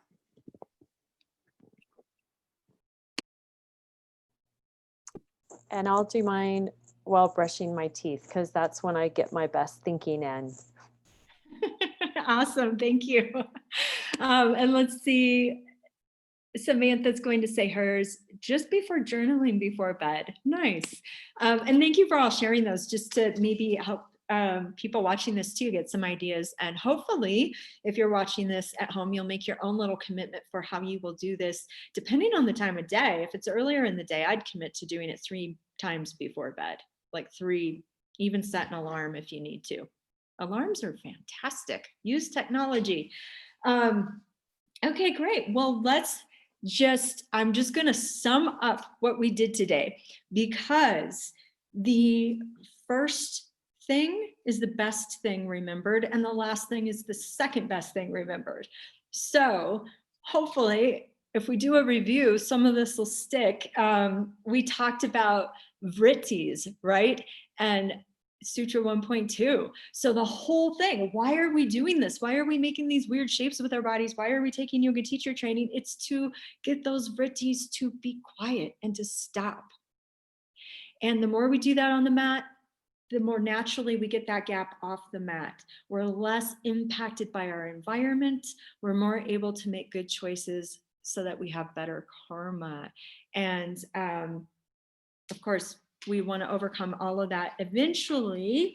But for those of us who are householders, we can make some choices and we can redirect our vrittis. We can understand, I'm going to be a person of action, right? I'm going to act in the world. I'm not going to renounce the world and meditate for the rest of my life. I'm going to act in the world, but I'm going to do it in a way with purpose and intention.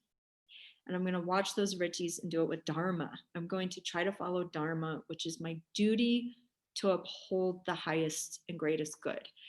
So dharma, again, you're looking for things that you can do anywhere, anytime, whether you're taking a workshop for teacher training, whatever it is. And then that sankalpa will be that statement almost of your dharma. And again, it is something, don't get too uptight about it. Just try to trust your intuition a little with it. And it's like tuning a guitar. So be willing to go out of tune so that you can go, okay, that's flat. I need to take it back this way, right? Be willing to do that. Be willing to be human. Be willing to be imperfect, and use it frequently. And then if you decide to do some work with Vikalpa, you can now reference this meditation if you want to listen to it again, or you can do it on your own. You can do it as journaling. You can do all kinds of activities around that. So the key is to really make a commitment to it. So figure out what your cue will be that will start to remind you, oh yeah, now's the time I do my Sankalpa. And the more you do that, I found this in my life, I almost naturally just, it's so in there that I almost just, like I was working with a mantra rather than my Sankalpa the other day in meditation. And I tried to go into the mantra and my Sankalpa came up. It's just like what my brain does now, which doesn't mean I've got it perfectly down and I'm totally living dharmically by any means, but it does mean that it's getting in there. It's really getting in there, and that's what we're going for. So yeah, so that's all I've got. Do any of you here have any last comments or any questions for today? Okay, they look good. They look kind of like they've done a 3-hour workshop on Sankalpa, which means you're glowing. I'm not saying you don't look great and shiny and happy. Okay, well, so for those of you watching at home, you will have homework on the classroom. You'll send me a little bit of homework through Classroom, so keep an eye out for that. And of course, if you have any questions, you can post in the Facebook group and just make sure you tag me so I see it. Or you're welcome to email me at amber@cambioyoga.com too. But I love Facebook because then other people, they see it and it might be their question too. So that's it for today. Another big thank you to our students for being vulnerable. It's not easy being vulnerable anyway, but then knowing it's being recorded for all of posterity's sake takes it to a new level. So thank you all so much for your participation. And I know that's from me and from the students who got to hear other voices and your wonderful thoughts. So thank you so much, and bye everyone.